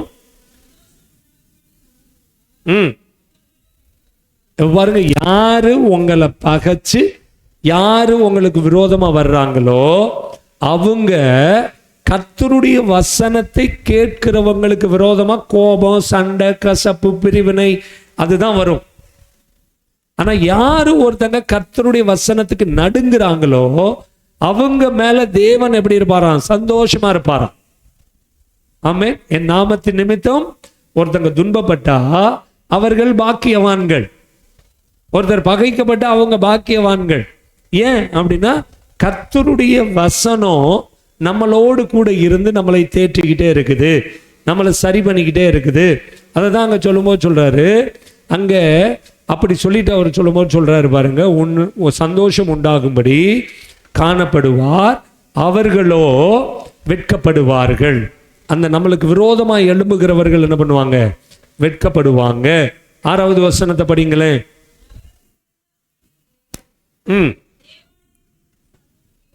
தேவாலயத்திலிருந்து சத்தமும் கேட்கப்படும், அது நம்ம தமது சத்துருக்களுக்கு சரிக்கு சரி கட்டுகிற கர்த்தருடைய சத்தந்தானே அப்படி சொல்லுது. ஆமென். அல்லேலூயா. சோ நீங்க அந்த பகுதியை போயிட்டு நீங்க படிச்சு பாருங்க, நிறைய காரியம் சொல்லப்பட்டிருக்கு. அப்ப கர்த்தர் இருந்தால் உங்களுக்கு என்ன நடக்கும், கர்த்தர் இல்லைன்னா உங்களுக்கு என்ன நடக்கும் அப்படிங்கிற காரியத்தை இங்க எழுதுறாங்க. அப்ப இன்னொரு காரியம், 2வதா ஒரு காரியம் வாங்க, யோவான் 3வது அதிகாரம் 18வது வசனத்துக்கு வாங்களே. யோவான் 3வது அதிகாரம் 18வது வசனம். ம் ம் ம் ம் ம் ம் அவன் ஆக்கினைக்கு உட்பட்டாயிற்று அப்படின்னு சொல்றார். நல்லா எடுத்துக்கிட்டீங்களா எல்லாரும்? பாருங்க, அப்ப இயேசு இல்லைன்னா இங்க என்ன நடக்கும்? ஆக்கினை தீர்ப்பு நடக்கும். சொல்லுங்க, என்ன நடக்கும்? ஆக்கினை தீர்ப்பு நடக்கும். இங்க சொல்ல, அவரை விசுவாசிக்கிறவன் ஆக்கினைக்குள்ளாக தீர்க்கப்படான். அப்ப இயேசு இல்லைன்னா ஆக்கினை தீர்ப்பு, நித்திய நரக தீர்ப்பு உண்டு. இயேசு இல்லைன்னா பரலோகத்துக்கு போக முடியாது. இயேசு இல்லைன்னா நம்ம சொல்லக்கூடிய சொர்க்கம், அது நிறைய சொல்றாங்கல்ல, ஈசனுடைய வீடு, பரலோகம் அப்படின்லாம் நிறைய வார்த்தைகள் அதுக்கு சொல்றாங்க. என்ன வார்த்தைகள் சொன்னாலும் கடவுள் தங்கக்கூடிய அந்த இடம் பொதுவான வார்த்தையா நான் சொல்றேன், அப்பதான் உங்களுக்கு புரியும். கடவுள் அப்படின்னாவே எல்லாவற்றையும் கடந்தவர் அப்படின்னு அர்த்தம். புரியுதா? எல்லாவற்றையும் கடந்திருக்கணும். அவர் பிறப்பிலிருந்து இறப்பு வரையிலும் மரித்து அடக்கம் பண்ணப்பட்டு உயிரோடு எழும்பி நித்தியமாய் உயிரோடு இருக்கிறவராய் இருக்கணும். எல்லாத்தையும் கடந்து வந்திருக்கணும். சும்மா அப்படியே பூம்னு வந்து அப்படி மட்டும் நிற்க கூடாது. நான் பிறக்க மாட்டேன், இறக்க மாட்டேன், நான் வாழ மாட்டேன், வாழ்ந்து காட்ட மாட்டேன், சாக மாட்டேன், உயிர்த்தோடு எழும்ப மாட்டேன் அப்படின்னு எதுவும் உனக்கு செய்ய மாட்டேன் அப்படியெல்லாம் இல்லை. இயேசு கிறிஸ்து மரித்து அடக்கம் பண்ணப்பட்டு 3ஆம் நாளிலே உயிரோடு எழும்பி இன்னைக்கும் உயிரோடு இருக்கிறவராய் இருக்கிறார். ஆமென். அல்லேலூயா. அவர் கடந்தவர், எல்லாவற்றையும் கடந்தவர். சோ அவர் கடவுள். அப்போ கடவுள் அப்படிங்கிற ஒருவர் உங்களுடைய வாழ்க்கையின் ஆதாரமா இல்லைன்னா, அதுக்கு நம்ம இயேசுன்னு ஒரு பேர் சொல்றோம். அந்த கடவுளுக்கு பேர் என்ன? இயேசு. உலகமே ஏத்துக்கிறது அதை. அவர் தான் எல்லாவற்றையும் கடந்தவர் அப்படின்னு உலகம் ஏத்துக்குது. உலகம் ஏத்துக்கலைன்னு சொல்ல முடியாது. வீம்பு வேணும்னா பேசலாம். சொல்லுவாங்கல்ல, வெதண்டா விதமா பேசுறாங்க, வீம்பா பேசுறாங்க, ஒரு மாதிரி என்ன பண்றாங்க, வம்பு பண்றாங்க அப்படி சொல்லுவாங்க. அப்படி வேணும்னா பேசலாம். உண்மையை வரலாறை பேசணும் அப்படின்னா இயேசு உயிரோடு எழும்பினதை இந்த முழு உலகத்தில் இருக்கிற மனுக்குலமும் என்ன பண்ணி தான் ஆகணும், ஏற்றுக்கொண்டு தான் ஆகணும். யாரும் நோ சொல்ல முடியாது. அவர் அப்படிப்பட்ட அந்த தெய்வம். அவரை நம்ம விசுவாசிச்சா நம்மளுக்கு ஆக்கினை தீர்க்கப்பட மாட்டோம். விசுவாசியாதவனோ தேவனுடைய ஒரே பேரான குமாரனுடைய நாமத்தில் விசுவாசம் உள்ளவனாய் இராதபடியினால் அவன் ஆக்கினை தீர்ப்புக்குட்பட்டாயிற்று அப்படி சொல்லு. ஆக்கினை தீர்ப்புக்கு உள்ளாயாச்சு. இன்னுமே ஆக்கினை தீர்க்கப்படுறது இல்லை. இப்பயே அவங்க எதில் தான் இருக்கிறாங்க, ஆக்கினை தீர்ப்புக்குள்ள தான் இருக்கிறாங்க. அப்போ புரியுதா? அப்போ உங்களுக்கு யார் வேணும்? இயேசு. ஆமென், அல்லேலூயா. இந்த இயேசு வேணும். அதனால தான் சொல்றோம், இயேசுதா என் இரட்சகர், இயேசுதா என் ராஜா அப்படின்னு நம்ம போடுறோம். இயேசுதா என் இரட்சகர், இயேசுதா என் ராஜா, சர்வ வல்லவர் என் சொந்தமானா, சாவை வென்றவர் என் ஜீவனானா, சர்வ வல்லவர் என் எஜமானன், சாவை வென்றவர். ஆமென். உடனே அவர் தான் நம்மளுக்கு எல்லாமுமா இருக்கணும். அதான் இங்க சொல்லும்போது சொல்லியிருக்கு, அவனுக்கு என்ன உண்டு? ஆக்கினை தீர்ப்பு உண்டு. யார் ஒருவர் தேவனுடைய நாமத்தின் மேலே நம்பிக்கை இல்லாமல் இருக்கிறாங்களோ, தேவனுடைய நாமத்தின் மேலே விசுவாசம் இல்லாதவர்களா இருக்கிறாங்களோ, அவங்க கர்த்தருடைய நாமத்தின் மேலே ரொம்ப கவனமா என்ன இருக்கணும். ரோமரிய திருப்பி இருங்க, 8வது அதிகாரம் 1வது வசனத்தை படிங்களேன்.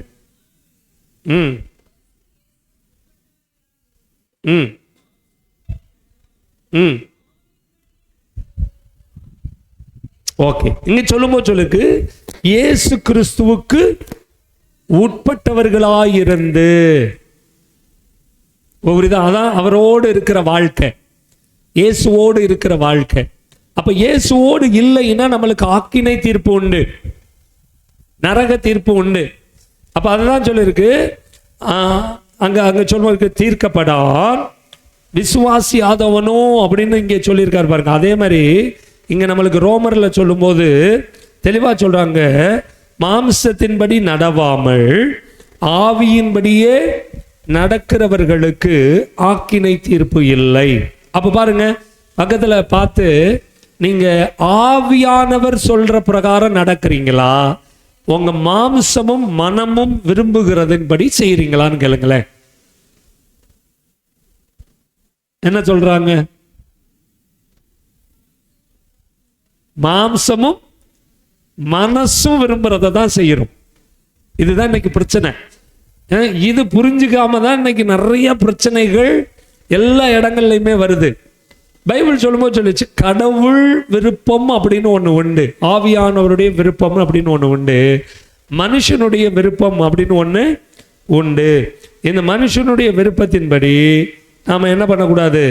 நடக்க கூடாது. அப்படி நடக்கும்போது நிறைய காரியங்களை நாம் இழந்து போக வேண்டிய ஒரு சூழ்நிலைக்குள்ள நாம் கடந்து வந்துடுறோம். அதை தான் இங்கே சொல்லும்போது கர்த்தர் நிறைய காரியங்களை என்ன பண்ணுறாரு, நம்மளுக்கு சொல்லி கொடுக்கிறார். புரியுதா? அந்த காரியம் புரியுதா? ஆமே. அப்போ உங்கள் மாம்சத்தின் விருப்பத்தின்படி நீங்கள் செய்யாதத ஃபர்ஸ்ட் நிறுத்தினாதான் இயேசுவோடு என் உறவு அதிகமாகும்.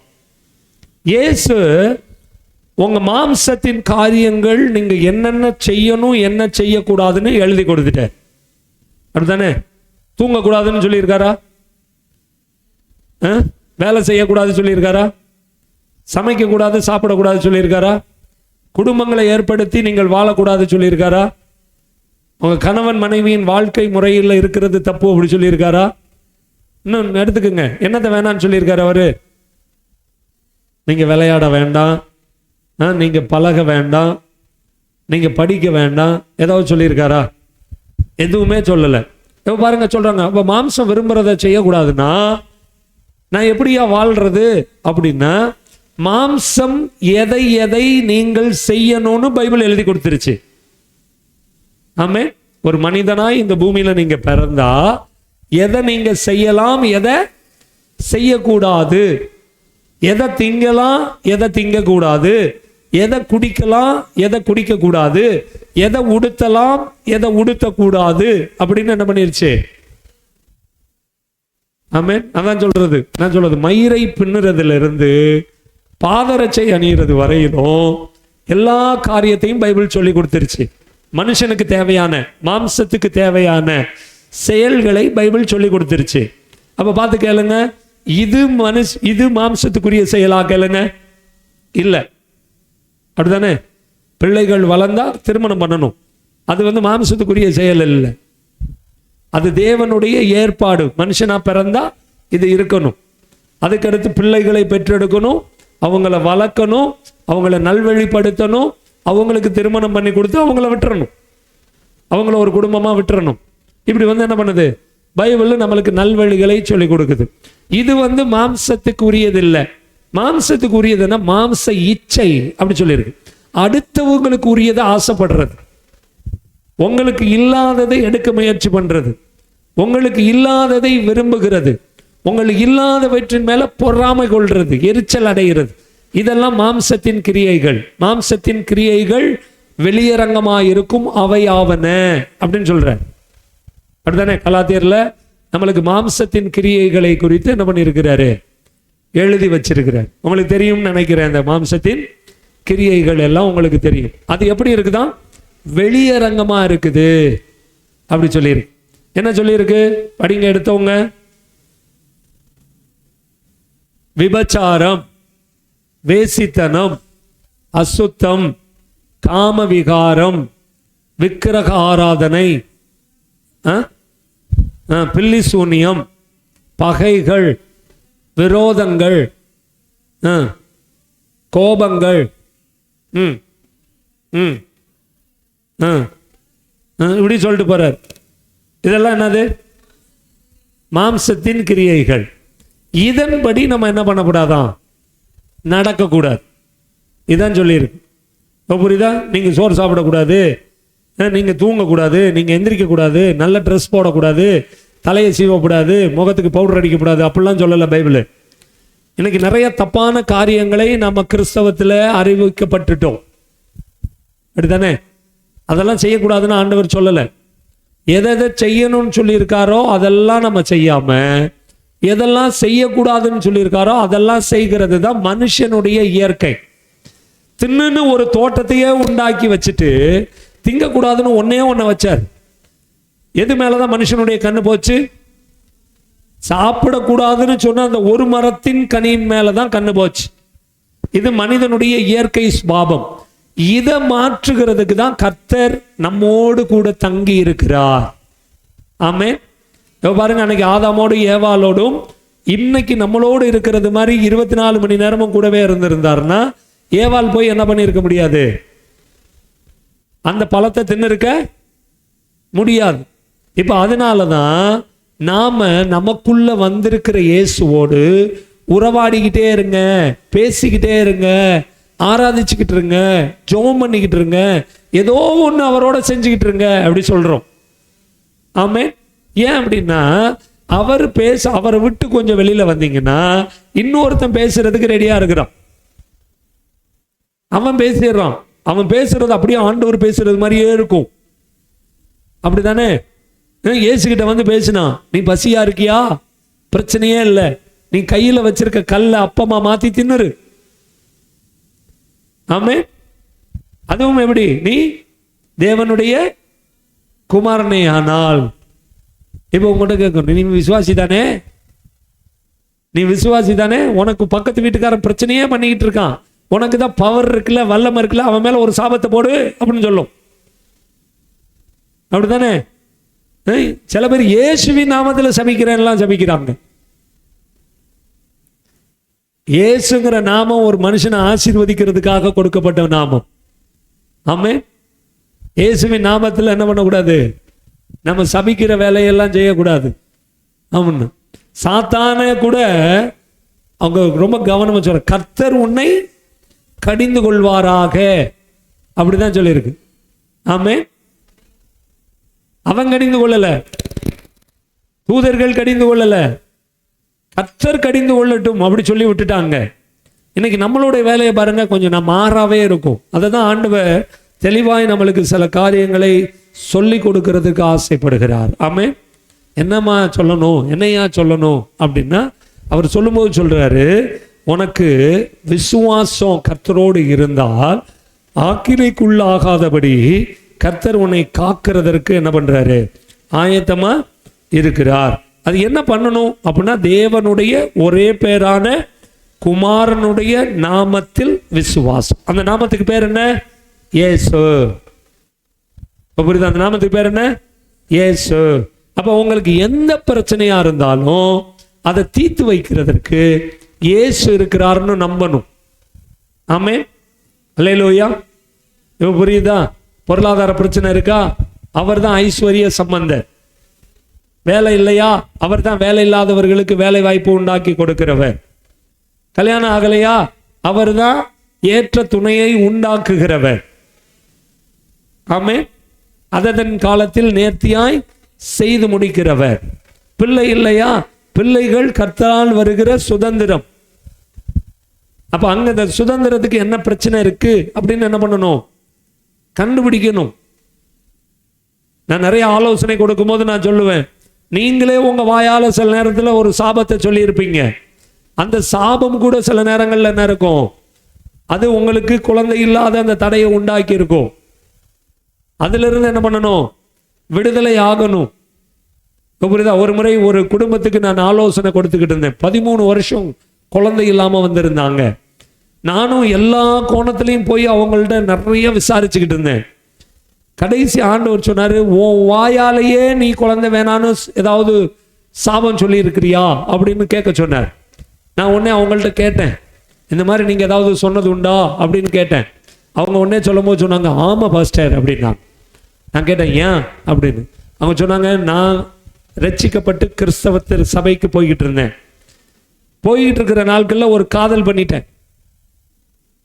ஆண்டவருடைய வார்த்தைக்கு மீறி காதல் பண்ணி ஒரு இந்து, அதாவது விக்கிரக ஆராதனை லெவல்ல ஒருத்தரை என்ன பண்ணிட்டேன்? கல்யாணம் பண்ணிட்டேன். அப்ப கல்யாணம் பண்ணும்போது என்ன நடந்துச்சு அப்படின்னா, கல்யாணம் பண்ணும்போது அவங்க சொன்னாங்க, நீ உன் கடவுளை கும்பிட்டுக்கலாம், நான் என் கடவுளை கும்பிட்டுக்கிறேன், எனக்கும் உன் குடும்பத்துக்கும் பிரச்சனை வராதபடி நீ உன் தெய்வத்தை ஆராதிச்சுக்கலாம், நான் என் தெய்வத்தை ஆராதிச்சுக்கிறேன்னு சொல்லி சொன்னாங்களாம். ஆனா கல்யாணம் பண்ணி முடிச்சு வீட்டுக்கு போன உடனே அவங்க சொல்லிட்டாங்களாம், நீ உன் கடவுளை எல்லாம் இங்க என்ன பண்ணக்கூடாது? கும்பிடக்கூடாது, பைபிள்லாம் படிக்கக்கூடாது அப்படின்னு எல்லாத்தையும் வாங்கி போட்டுட்டு அவங்க விக்கிரகங்களை, சிலைகளை, அதெல்லாத்தையும் கழுவுறது, அந்த பூஜை போடுறது, அந்த காரியங்கள்லாம் செய்ய வச்சுட்டாங்களாம். 13 வருஷமா குழந்தை இல்லை. புரியுதா? அந்த ஆரம்பத்திலேயே இந்த வெறுப்புல அவங்க என்ன சொல்லிட்டாங்கன்னா, தன் வயிற்றுல கையை வச்சு சொல்லியிருக்காங்க, ஏசப்பா எனக்கு ஒரு குழந்தை வேண்டாம், நான் கஷ்டப்படுறது போதும், இந்த குடும்பத்துல நான் கஷ்டப்படுறது போதும், என்ன மாதிரி என் பிள்ளையும் இந்த விக்கிரக ஆராதனைக்கு அடிமை ஆயிடக்கூடாது, எனக்கு குழந்தை வேண்டாம் அப்படின்னு சொல்லி இருக்கிறாங்க. அதை மறந்துட்டாங்க.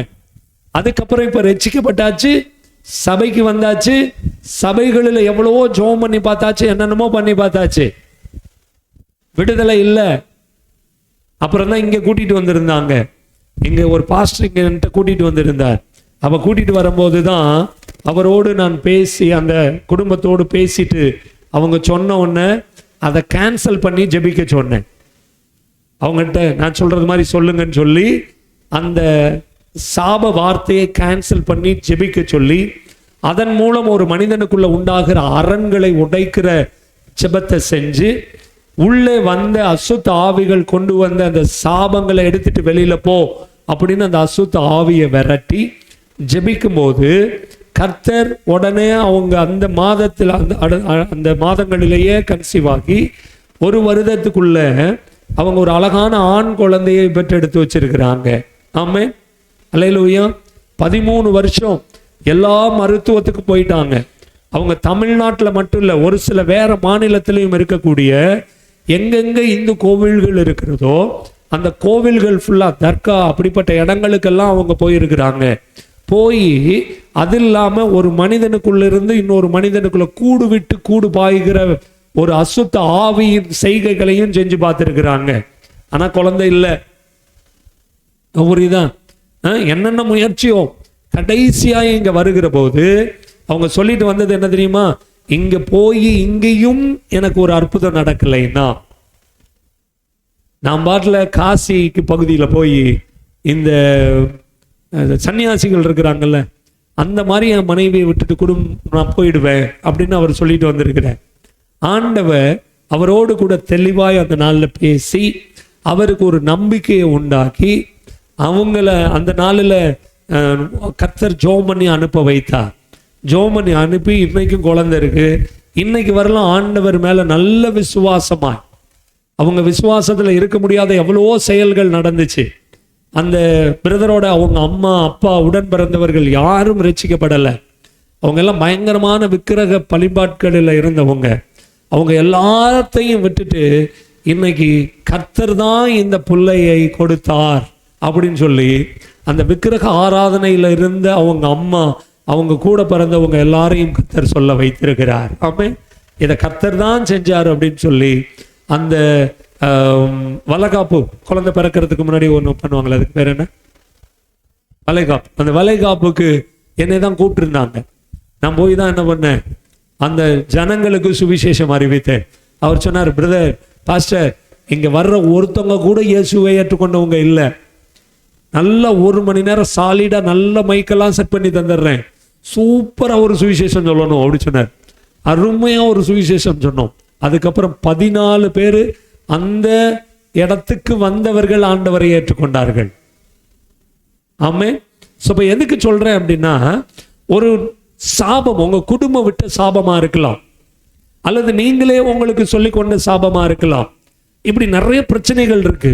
இதை எதனால இந்த பிரச்சனைகளை தீர்க்க முடியும் அப்படின்னா, இந்த பிரச்சனை தீர்க்கிறதுக்கு ஒரே வழிதான், அது கர்த்தரிடத்திலே சேருகிற ஒரே ஒரு வாய்ப்பு தான்.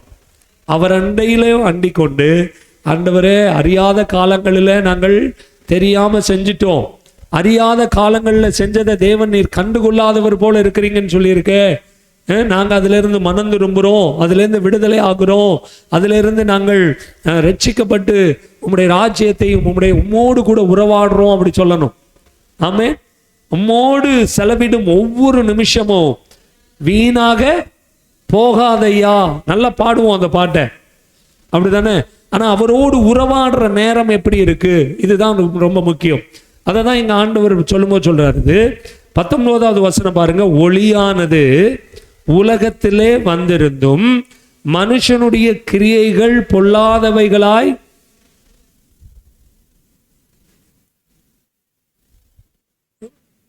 விட்டுட்டேனே.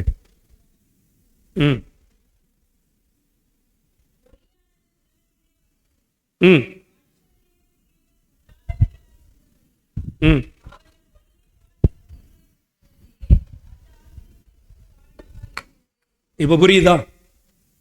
ஆக்கினை தீர்ப்புக்கு காரணம் என்ன அப்படின்னா, ஒளியை பார்க்கிலும் அவர்கள் எதை விரும்புறாங்களாம்? இருளை விரும்புகிறாங்க. ஒளியை விரும்புறது இல்லை, கர்த்தருடைய வசனம் சொல்றதை விரும்புறது இல்லை. இருள், எனக்கு இது வேணும் அதனால நான் இதை செய்வேன், அப்படிதான் இருக்கான். அப்ப என்ன பண்ணணும் அப்படின்னா, ஒரு தீர்மானம் பண்ணி இருளிலிருந்து எங்க வந்துடணும்? ஒளியின் இடத்துல வந்துடணும்.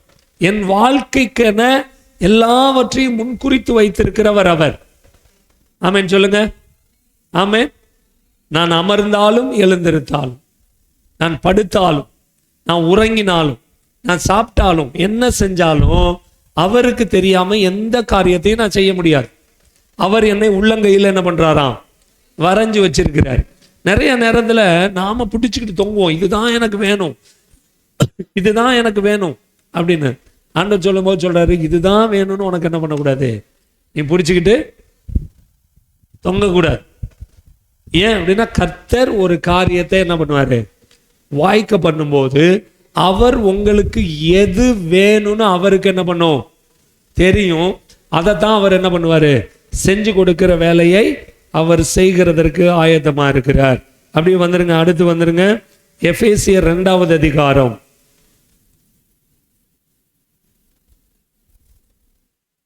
இப்ப ஏற்கனவே 2 காரியம் பார்த்திருக்கோம். ஒண்ணு என்ன அப்படின்னா, நம்மளுடைய நற்செயல்களை அழுக்கா மாத்திரும், நற்காரியங்களை அழுக்கா மாத்திரும். ஏசு இல்லைன்னா நம்மளுடைய கேரக்டரை மாத்திரும் ஃபர்ஸ்ட். 2வது நம்ம என்ன பார்த்திருக்கோம் அப்படின்னா, ஆக்கினை தீர்ப்பு. நம்மளுக்கு நரக தீர்ப்பு வரும். ஏசு இல்லைன்னா நம்மளுக்கு நரகம். ஏசு இல்லாம பரலோகத்துக்கு போக முடியாது. அப்ப கேட்கலாம், வெளியில ஏசு இல்லாம இருக்கிறாங்களே அப்படின்னா, அவங்க எல்லாருக்கும் ஒரு வாய்ப்பு கொடுக்கப்படும் கர்த்தரை அறிந்து கொள்ளுகிறதற்கு. இயேசுவை தெய்வமா ஏற்றுக்கொள்றதுக்கு எல்லாருக்கும் ஒரு வாய்ப்பு கொடுக்கப்படும். அந்த வாய்ப்பை அவர்கள் பயன்படுத்தி கர்த்தரை அறிந்து கொள்ளணும். அப்படி அறிந்து கொள்ளலைன்னா அவங்களுக்கு நரகம்தான். அதை யாராலையும் என்ன பண்ண முடியாது, மாற்ற முடியாது. ஐயோயோ, நான் கர்த்தரை தேடினே, என் வீட்டுக்காரர் ரட்சிக்கப்படலையே, அல்லது நான் கர்த்தரை தேடினேன், என் மனைவி ரட்சிக்கப்படலையே, என் பிள்ளைகள் ரட்சிக்கப்படலையே, என் நிமித்தம் எப்படியாவது அவங்கள பரலோகத்துக்கு இழுத்துட்டு வந்திருக்கலாம் நீங்க சொல்ல முடியாது. ஒவ்வொரு மனிதனுக்கும் ஒரு மனுஷிக்கும் நியாய தீர்ப்பு என்பது தனிப்பட்ட முறையில தான் இருக்கும். ஆமே, புரியுதா? இப்ப எனக்கு நியாய தீர்ப்பு வேற, என் மனைவி செலினுக்கு வேற, என் பிள்ளைகளுக்கு வேற. அவங்க கிரியைகளுக்கு தக்கவாறு தான் கர்த்தர் என்ன பண்ண போறாரு, நியாயம் தீர்க்க போறார். என்னால என்ன பண்ண முடியும்னா, இந்த நியாய தீர்ப்பின் காரியங்களை அவங்களுக்கு சொல்லி கொடுத்து, இந்த நியாய தீர்ப்பின் காரியங்களுக்குள்ள கர்த்தரோடு வந்துடுறதுக்கு, தேவனுடைய ராஜ்யத்துக்குள்ள வந்துடுறதுக்கு என்னத்தை சொல்ல முடியுமோ அதை சொல்லி கொடுக்கிற வேலையை வேணும்னா நான் செய்யலாம். வேற வேலையை நான் என்ன பண்ண முடியாது, செய்ய முடியாது. அப்ப நீங்க தெளிவா நீங்க பார்த்துக்கணும். அப்ப இந்த காரியங்களை அவங்களுக்கு சொல்லி கொடுக்கணும். ரைட். 3வதா நம்ம பார்த்தோம் எபேசியர் 2வது அதிகாரம் 1வது வசனம். அக்கிரமங்களினாலும் பாவங்களினாலும் மரித்தவர்களாய் இருந்த உங்களை அவர் என்ன பண்றாரா, உயிர்ப்பித்தார். அப்ப 3வது என்ன நடக்குது அப்படின்னா, ஆவிக்குரிய நிலைமையில ஒரு மரணம் வருது. ஏசு இல்லைன்னா ஆவிக்குரிய வாழ்க்கையில என்ன உண்டு, ஒரு மரணம் உண்டு. பக்கத்துல பார்த்து சொல்லுங்க, ஏசு இல்லைன்னா ஆவிக்குரிய வாழ்க்கையில ஒரு மரணம் வரும். ஆமென். ஆவிக்குரிய மரணம் இது. சரீர மரணம் லேட்டா தான் வரும். சரீர மரணம் உடனே வந்துடாது. சில பேருக்கு உடனே வரும், சில பேருக்கு லேட்டா தான் என்ன பண்ணும், வரும். ஆனா என்ன வரும் அப்படின்னா, ஆவிக்குரிய மரணம் வரும். இதைத்தான் பின்மாற்றம் அப்படின்னு சொல்லி நம்ம சொல்றோம். இந்த பின்மாற்றம் எடுத்தோடனே டம்முன்னு ஆரம்பிச்சிடாது. புரியுதா? ஒரு சின்ன நிகழ்வை மறக்க வைக்கும். இன்னைக்கு ஜெபிக்க வேண்டாம், விடு நாளைக்கு பார்த்துக்கலாம் அப்படின்னு போஸ்ட்மார்ட் பண்ணும். இன்னைக்கு பைபிள் படிக்க வேண்டாம், சாயந்தரம் படிச்சுக்குவோம், இல்லைன்னா நாளைக்கு படிச்சுக்குவோம் சேர்த்து அப்படின்னு இது பண்ணும். அடுத்த நாள் நீங்க சேர்த்து படிப்பீங்க. ஆனா இன்னைக்கு உள்ளதை படிக்காம உங்களை போஸ்ட்மார்ட் பண்ண வைக்கிறது ஒரு பின்மாற்றத்தின் ஆவி. புரியுதா நான் சொல்றது? புரியுதா? இன்னைக்கு ஜெபிக்காம உங்களை தள்ளி வைக்க வைக்கிறது ஒரு பின்மாற்றத்தின் ஆவி. ஒரு நேரம் ஜெபிக்காம இருப்பீங்க, அப்புறம் 2 நேரம் ஜெபிக்காம இருப்பீங்க, அப்புறம் 3 நேரம் ஜெபிக்காம இருப்பீங்க, அப்புறம் ஜெபமே உங்க வாழ்க்கையில் இல்லாம போயிடும். பைபிள் வசனம் அதே மாதிரிதான், சபை கூடுகை அதே மாதிரிதான். புரியுதா? சில பேருக்கு சபை கூடுகை மறந்துடுது. அதான் சொல்றது, மறக்கிறதுக்கு இதுல ஒண்ணுமே இல்லை. ஞாயிற்றுக்கிழமை எல்லாம் ஆராதனை. ஆமென். முதல் சனி ஃபாஸ்டிங் பிரேயர், 3வது சனி இரவு, 3வது வெள்ளி இரவு ஜெபம். இது ஒரு சபையினுடைய ஒழுங்கு. பைபிள் ஸ்டடி இருக்கு, அது விரும்பினவர்கள் வரலாம், வர முடிந்தவர்கள் வரலாம். பைபிளை நான் இன்னும் நிறைய தெரிந்து கொள்ள விரும்புறேன் அப்படின்னு. ஆனா இந்த ஒழுங்கு முறை, சபை ஒழுங்கு, இதுல நீங்க மறந்தீங்கன்னா என்ன நடக்கும்? இப்ப நீங்க இந்த வாரம் வரல, இன்ஃபார்ம் பண்ணணும் அப்படி சொல்லிருக்கோம், அட்டண்டன்ஸ். அப்படித்தானே? இரவு ஜெபத்துக்கு ஒரு 2 குடும்பம் அட்டண்டன்ஸ் போட்டிருந்தாங்க. புரியுதா? ஆனா ஒரு சில குடும்பங்கள் என்ன பண்ணல, அட்டண்டன்ஸ் போடல. எங்களுக்கு தெரியும் சூழ்நிலை, மழை, நீங்க வர முடியாதுன்னு தெரியும். ஆனா உங்க பகுதியில இருந்து நீங்க என்ன பண்ணணும் சொல்லுங்க, அட்டண்டன்ஸ் போடணும். இந்த போடாதது என்ன தெரியுமா? ஒரு பின்மாற்றத்தின் ஆவி. இதுக்கு பேரு இன்னொரு பைபிள் சொல்லுது கீழ்ப்படியாமையின் ஆவி. இவங்களுக்கு என்ன நம்ம தகவல் சொல்லணும்? அவங்க என்ன நம்மளுக்கு ராஜாவா, நம்மளுக்கு அவர் அதிகாரியா அப்படிங்கக்கூடிய ஒரு எண்ணத்தை உண்டாக்கும் உங்களுக்குள்ள. ஸோ அப்போ இதுல இருந்து நீங்க தெளிவா என்ன பண்ணணும்? விடுதலை ஆகணும். ஆமென். ஒருத்தர் சொன்னார், சாப்பிட்றதுக்கு மறக்கிறியாயா அப்படின்னு கேட்டார். சாப்பிட்றதுக்கு மறக்கிறியா அப்படின்னு கேட்டார். மறக்கலையே. சாப்பிடுற நேரத்துல ஒருவேளை நீங்க சாப்பாடை வேணும்னா ஒதுக்கலாம். ஆனா நைட்டு சாப்பிடணுங்கிறத யாராவது மறந்துருக்கிறீங்களா? நைட்டு சாப்பாட்டையே நான் மறந்துட்டேங்க, மத்தியானம் சாப்பாட்டையே நான் மறந்துட்டேங்க, அப்படி யாராவது இருக்கீங்களா? இல்லை. வேலையின் நிமித்தம் நீங்கள் சாப்பாடை தள்ளி வச்சிருப்பீங்க. அதே மாதிரிதான் ஆலயம் அப்படிங்கிறது உங்களுக்கு உணவை விட முக்கியம். ஆமே. நீங்க வரல அப்படின்னா என்ன பண்ணணும்? தகவல் சொல்லணும். இப்ப வயிற்றுக்கு தகவல் சொல்றீங்க, எனக்கு வேலை ரொம்ப பிஸியா இருக்கு, இப்ப சாப்பிட முடியாது, சாயந்தரமா அல்லது ராத்திரிக்கு சேர்த்து சாப்பிட்டுக்குவோம் அப்படின்னு வயிற்றுக்கு சொல்லணும். அப்பதான் வயிறு சும்மா கிடக்கும். இல்லைன்னா வயிறு அது பாட்டில் பசியை போட்டு கிள்ள ஆரம்பிச்சிடும். உங்க வேலையினுடைய காரியத்தை நீங்கள் சொல்லணும். நான்லாம் நிறைய ட்ரிப் ட்ரை பண்ணியிருக்கேன். இன்னைக்கு ஃபாஸ்டிங், அமைதியாரு அப்படி சொல்லியிருக்கிறேன். வயிறு கேட்குமா? கேட்கும். ஆமே. நீங்க சொல்லி பாருங்க, கேட்கும் உங்க வயிறு. இன்னைக்கு மதியம் உனக்கு சாப்பாடு கிடையாது, ராத்திரிக்கு தான் சாப்பாடு, இன்னைக்கு வேலை இருக்கு, ஒரு பிரயாணம் இருக்கு, அல்லது இன்னைக்கு ஒரு ஜெபம் இருக்கு, சொல்லி பாருங்க உங்க வயிற்றுக்கு. உங்க வயிறு கேட்கும். ஆமே. அல்லேலூயா. 40 நாளே கேட்குதுன்னா ஒரு நேரம் கேட்காதா? சொல்லுங்க. 40 நாளே கேட்குது. இரவும் பகலும் புசியாமலும் குடியாமலும் இருந்தாங்களாம். குடிக்கவும் இல்லை, புசிக்கவும் இல்லை. நம்ம சொல்றோம் தண்ணி குடிக்கலைன்னா செத்து போயிடுவோம் அப்படிங்கிறோம். தண்ணி குடிக்கலைன்னா ஹீட் ஆயிரும் பாடி அப்படிங்கிறோம். தண்ணி குடிக்கலைன்னா அங்கே இது மாதிரி வந்துடும் அப்படிங்கிறோம். இது ஸ்டோக் ஒரு மாதிரி இதெல்லாம் வந்துடும், நீர்க்கடுப்பு வந்துடும் அப்படி சொல்றாங்க. பட் ஆனால் 40 நாள் புசிக்காமலும் குடிக்காமலும் இருந்திருக்கிறாங்க. பக்கத்தில் பார்த்து கேளுங்க, எப்படி சாத்தியம்? தேவ வல்லமை. அந்த வல்லமை வாயிலிருந்து புறப்பட்டு 40 நாள் நான் உபவாசம் இருக்க போறேன்னு சொல்லுது இது. ஆமே. நம்மள 40 நாள் இருக்க சொல்லல, ஒரு நேரம் சொல்லுங்கன்னு சொல்லுது. ஒரு வாரத்துல 3 நேரம் உங்க வயிற்றை பார்த்து என்ன பண்ணணும்? சொல்லணும். புரியுதா? இன்னைக்கு உபவாசம். ரோட்ல போய் பேனர் அடிச்சு ஓட்ட சொல்லல, உங்க வயிற்றை பார்த்து சொல்லணும். புரியுதா? இந்த மெடிக்கல் ட்ரீட்மெண்ட்டுக்கு போகையில டாக்டர் சொல்லிடுவாங்க, நைட்டு 9 மணிக்கு மேல நீங்க என்ன பண்ணக்கூடாது? சாப்பிடக்கூடாது. தண்ணி மட்டும் குடிச்சுக்கலாம். டீ, காபி, பிஸ்கட்டு, சோறு இதெல்லாம் என்ன பண்ணக்கூடாது? சாப்பிடக்கூடாது அப்படி சொல்லிடுவாங்க. அப்போ காலையில் வெறும் வயிற்றுல வந்து என்ன பண்ணணும்?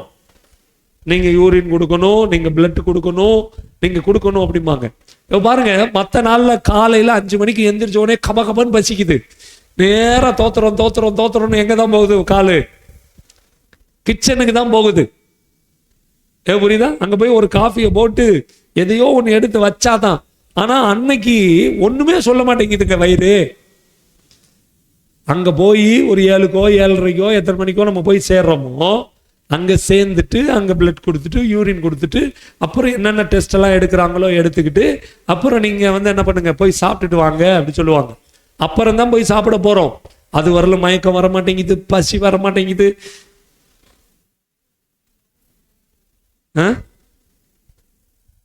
கொஞ்சம் புரியுதா நான் சொல்றத? கொஞ்சம் ப்ராக்டிக்கலா பேசி பாருங்க. ஆனா நம்மளுக்கு உபவாசம் இருக்கிறதுக்கு ஒத்துக்க மாட்டேங்குது, நைட் பிரேயருக்கு வர்றதுக்கு ஒத்துக்க மாட்டேங்குது, மறந்துடுறோம் இதெல்லாம். அப்ப என்ன பண்ணணும் அப்படின்னா, இந்த உறவை நம்ம சொல்லி வைக்கணும். இந்த உறவை சொல்லி வைக்கணும். சூழ்நிலை கடவுளுக்கும் தெரியும், உங்களை நடத்துற பாஸ்டருக்கும் தெரியும். இப்ப நீங்க கிராமத்திலேருந்து வர்றீங்க, நல்ல மழை அன்னைக்கு, பஸ் அதுக்கு மேல உங்களுக்கு கிடைக்காது, வந்தாலும் இங்க வந்து வர்றது கஷ்டம். இப்ப என்ன பண்ணணும்? அதுக்கு உடனே பாஸ்ட் அசிங்கசியமாலாம் உங்களை திட்ட மாட்டேன், உங்களுக்கு தெரியும். ஆனா நீங்க என்ன பண்ணணும்? ஒரு ஃபோன் பண்ணி அல்லது ஒரு மெசேஜ், பாஸ்டர் இந்த மழைனால என்னால் வர முடியலை, அல்லது ஒரு உடம்பு சரியில்லை நான் என்னால் வர முடியலை. என்னைக்காவது பாஸ்டர் ஃபோன் பண்ணி திட்டிருக்காரா? நீங்க மெசேஜ் போட்டதுக்கு திட்டிருக்காரா? ஏன் திட்டுறது இல்லை? சூழ்நிலை தெரியும். அதாவது நீங்க சாக்கு போக்கு சொன்னீங்கன்னா திட்டு விழுந்திருக்கும். சில பேர் சாக்கு போக்கு சொல்லுவாங்க, அதாவது இந்த நொண்டி சாக்கு அப்படி சொல்லுவாங்களா, அப்படி சொல்லுவாங்க. அப்படி சொன்னா திட்டு விழுகும். உள்ள நிலைமை தெரியும். ஆமே. அந்த சூழ்நிலையில இந்த காரியங்கள் எல்லாம் நம்ம வந்து கற்றுக்கொள்ளணும். அதை தான் சொல்லும்போது சொல்றாரு, இதுல இருந்து நீங்கள் என்ன பண்ணணும், வேற காரியங்களை நீங்கள் ஏற்றுக்கொள்ளலைன்னா உங்களுக்கு ஆவிக்குரிய ரீதியில ஒரு மரணம் ஏற்படக்கூடிய காரியத்துக்குள்ள நீங்க வந்துடுவீங்க. இந்த ஆவிக்குரிய மரணம் உங்களை தேவனை விட்டு என்ன பண்ணும், பிரிக்கிற வேலையை செய்யும். பக்கத்துல பார்த்து சொல்லுங்களேன், தேவனை விட்டு பிரிக்கிற வேலையை செய்யும். ஆமென், அல்லேலூயா. சோ அப்ப இங்க தேவனை விட்டு பிரிச்சு ஆவிக்குரிய மரணம், இந்த ஆவிக்குரிய மரணம் என்ன பண்ணும்னா கொஞ்சம் கொஞ்சமா உங்களை சாகடிக்கும். ஆவிக்கும் ஆத்மாவுக்கும் சரீரத்துக்கும் தொடர்பு உண்டு. இப்ப எடுத்த உடனே உங்களுக்கு வியாதி வந்து நீங்க சாகணும்னு தேவையில்லை. ஆவிக்குரிய மரணம் வந்த உடனே இந்த ஆவி கர்த்தர் சொல்ற வார்த்தையை கேட்டு அந்த ஆத்மாவுக்கும் சரீரத்துக்கும் சொல்லாது. இதுதான் இங்க நடக்கிற பிரச்சனை. புரியுதா? நீங்க ஆவி தேவனோடு உறவுல இருந்தீங்கன்னா அது பசியிலிருந்து எல்லாத்தையும் கரெக்டா உங்களுக்கு சொல்லும். இதை சாப்பிடணும், இதை சாப்பிடக்கூடாது அப்படிங்கிறத உங்களுக்கு என்ன பண்ணுவது, சொல்லிக் கொடுக்கும். நீங்க அதை புரிந்து கொள்ளலாம், அதை எளிமையாய் நீங்கள் அதை கையாளலாம்.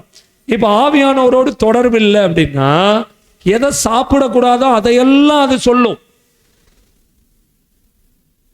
ஒரு சுகர் இருக்கிறவங்களுக்கு ஸ்வீட்டை பார்த்த உடனே தின்னு அப்படின்னு சொல்லும். ஆனா நீங்க கர்த்தரோடு இருந்தீங்கன்னா என்ன சொல்லும், இந்த ஸ்வீட்டுன்னு உனக்கு நல்லதில்லை, ஒதுக்கிரு அப்படி சொல்லும். சொல்லுதா?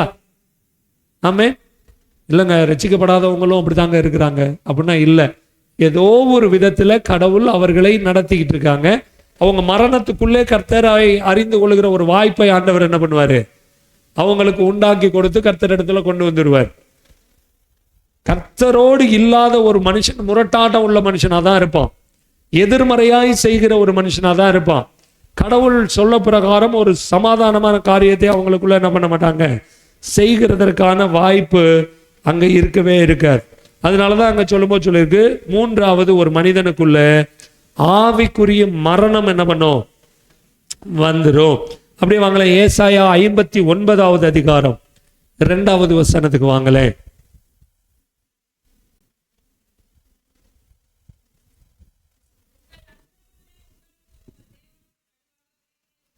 ஓகே, தேவன் இல்லாத ஒரு அக்கிரம செயலை செய்கிறவங்களுக்கு நாலாவதா இயேசு இல்லைன்னா என்ன நடக்கும்னா, கடவுளுக்கிட்ட இருந்து நம்மளை பிரிச்சிடுற ஒரு வேலையை செய்யும். நாலாவது, கடவுள்கிட்ட இருந்து நம்ம பிரிக்கப்பட்டுருவோம். ஆமே, புரியுதா நான் சொல்றது? கடவுள்கிட்ட இருந்து நம்ம பிரிக்கப்பட்டுருவோம்.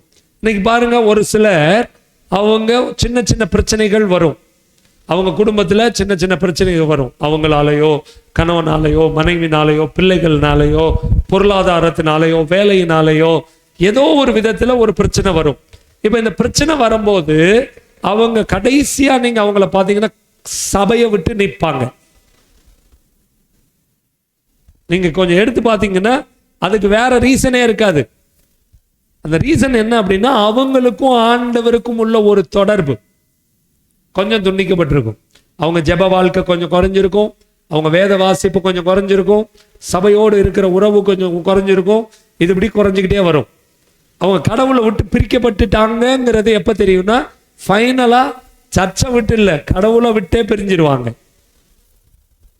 புரியுதா? இப்ப நீங்க சர்ச்சுக்கு வரும்போது என்ன நடக்கும் அப்படின்னா, ரிப்பீட்டடா நம்ம வசனத்தை வேற வேற கோணத்துல பேசிக்கிட்டே இருக்கிறோம். அப்படித்தானே?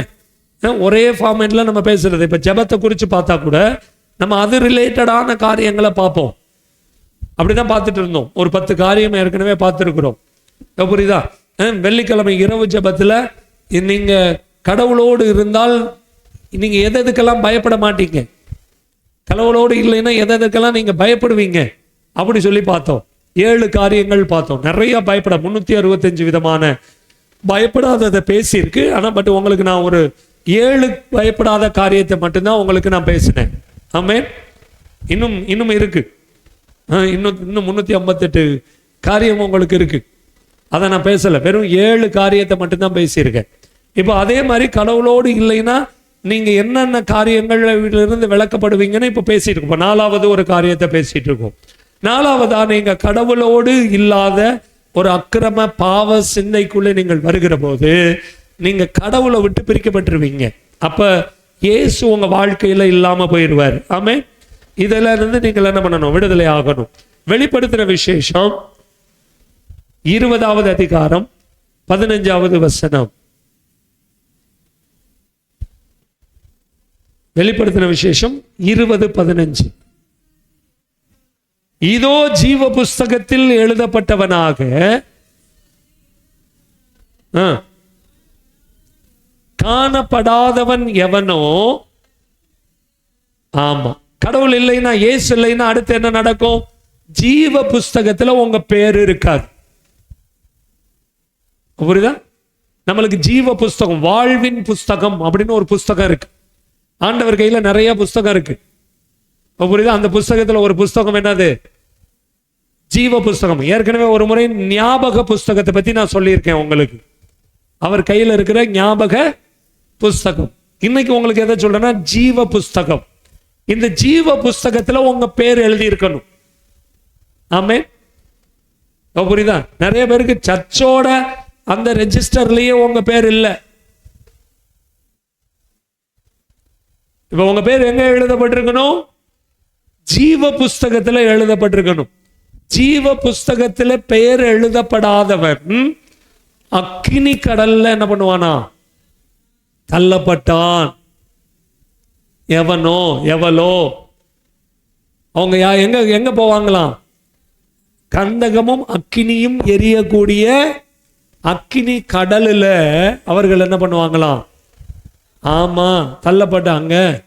அப்ப இயேசு எவ்வளவு முக்கியம் பாருங்க. இயேசு இருந்தாதான் உங்க வாழ்க்கையில ஒரு கடவுளோடு வாழக்கூடிய ஒரு வாழ்க்கை வரும். ஜீவ புஸ்தகத்துல உங்க பேர் இருக்கணும். உங்களை பார்த்து நீங்க ஒரு கேள்வி கேட்கணும், என் பேரு ஜீவ புஸ்தகத்துல இருக்கா? இருந்துச்சு அப்படி சொல்லக்கூடாது. இருக்கு, அதுக்கு தகுந்த வாழ்க்கையை நான் வாழ்றேன் அப்படிங்கிற ஒரு நம்பிக்கை உங்களுக்கு இருக்கணும். இந்த நம்பிக்கை ரொம்ப முக்கியமானது. இந்த நம்பிக்கை தான் உங்களை இயேசு கிறிஸ்துவுக்குள்ளே கொண்டு வந்து ஜீவ புஸ்தகத்துல பெயர் எழுதப்பட்டவனாய் மாத்துது. இந்த ஜீவ புஸ்தகத்துல பெயர் எழுதப்பட்ட பின்னாடி உங்க வாழ்க்கையின் ஆதாரம் இந்த பூமியில ஒருவேளை மற்றவங்க பார்வைக்கு ரொம்ப பிரபலியமா நீங்க இல்லாதது போல இருக்கலாம்.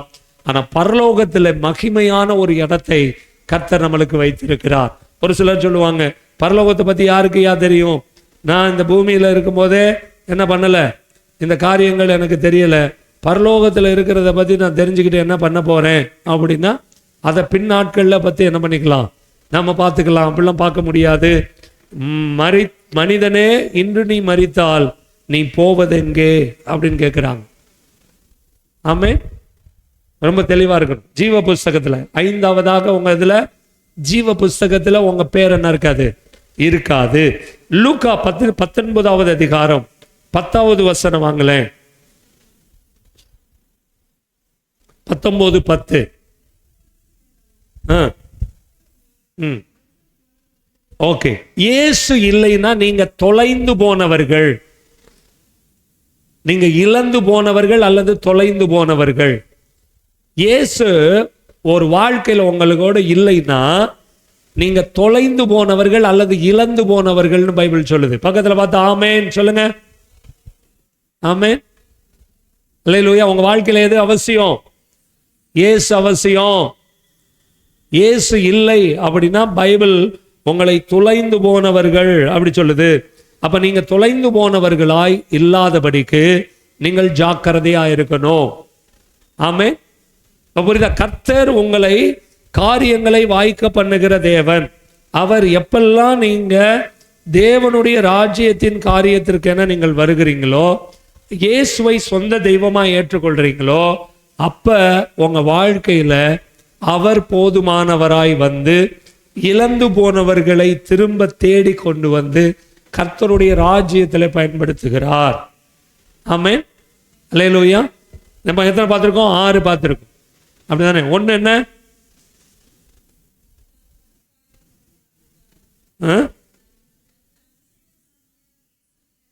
இயேசு இல்லைன்னா நற்செயல்கள் நம்மளுக்குள்ள என்ன இருக்காது? அழுக்கா மாறிடும். அதான் நல்ல கேரக்டர் இருக்காது. உங்களுக்கு புரியுறது மாதிரி எழுதிக்கிறீங்க. 2வது என்ன? இயேசு இல்லை அப்படின்னா ஆக்கினை தீர்ப்பு நம்மளுக்கு இருக்கு. மூணாவது, இயேசு இல்லைன்னா ஆவியில மரணம், ஆவியின் மரணம் வந்துடும். நாலாவது, இயேசு இல்லைன்னா நீங்கள் பிரிக்கப்பட்டவர்களாய், கடவுளிடமிருந்து பிரிக்கப்பட்டவங்களா இருப்பீங்க. நாலாவது. அஞ்சாவதா, ஜீவ புஸ்தகத்திலிருந்து உங்க பேர் என்ன பண்ணும்? எடுக்கப்படும், நீக்கப்படும். பேர் இல்லை அப்படின்னா அக்கினி கந்தகத்துக்கு போயிடுவீங்க. ஆறாவதாக, இயேசு இல்லைன்னா நீங்க தொலைந்து போனவர்கள், தேடி மறுபடி கண்டுபிடிக்கப்பட்டவங்க இல்லை. ஏதேன் தோட்டத்தில் பாவத்துக்குள்ளான ஏவாள், ஆதாம் ஏவாளுடைய சூழ்நிலை, அதுக்கு அப்புறம் மீட்ட இடத்துக்குள்ள நீங்க வரல. சர்ச்சுக்கு வரலைன்னா அப்படி சொல்லலை, சர்ச்சில் இல்லை, சர்ச்சில் சேரலைன்னா அப்படி சொல்லலை. இயேசு இல்லைன்னா, இந்த இயேசு இருந்தாதான் அப்புறம் சர்ச்சுக்கு வர்றது. சர்ச்சுக்குள்ள நீங்க வந்து உறவாடுறதுக்கு உங்களுக்கு யார் வேணும்? இயேசு வேணும். இயேசு இல்லைன்னா இங்க வரமாட்டாங்க. இங்க எவ்வளவு பேர் கொண்டாந்தெல்லாம் விடுறாங்க, ஆனா உள்ள வர்றதில்லை. ஏன் அப்படின்னா அவங்க வாழ்க்கையில் என்ன இல்லை? இயேசு இல்லை. இயேசு இல்லாததுனால அவங்களால உள்ள வந்து என்ன பண்ண முடியாது? வந்து உட்கார முடியாது. அவங்களுக்கு இயேசு எப்போ வர்றாரோ அப்பதான் கடவுளோடு சேர்க்கப்படுவாங்க. பிரிக்கப்படுறதுல இருந்து அவங்க விலகிடுவாங்க. அடுத்ததா நீங்க அப்படியே வந்துருங்களேன். 2 தெசலோனிக்கேயர் 1வது அதிகாரம் 9வது வசனம். 2 தெசலோனிக்கேயர் 1:9.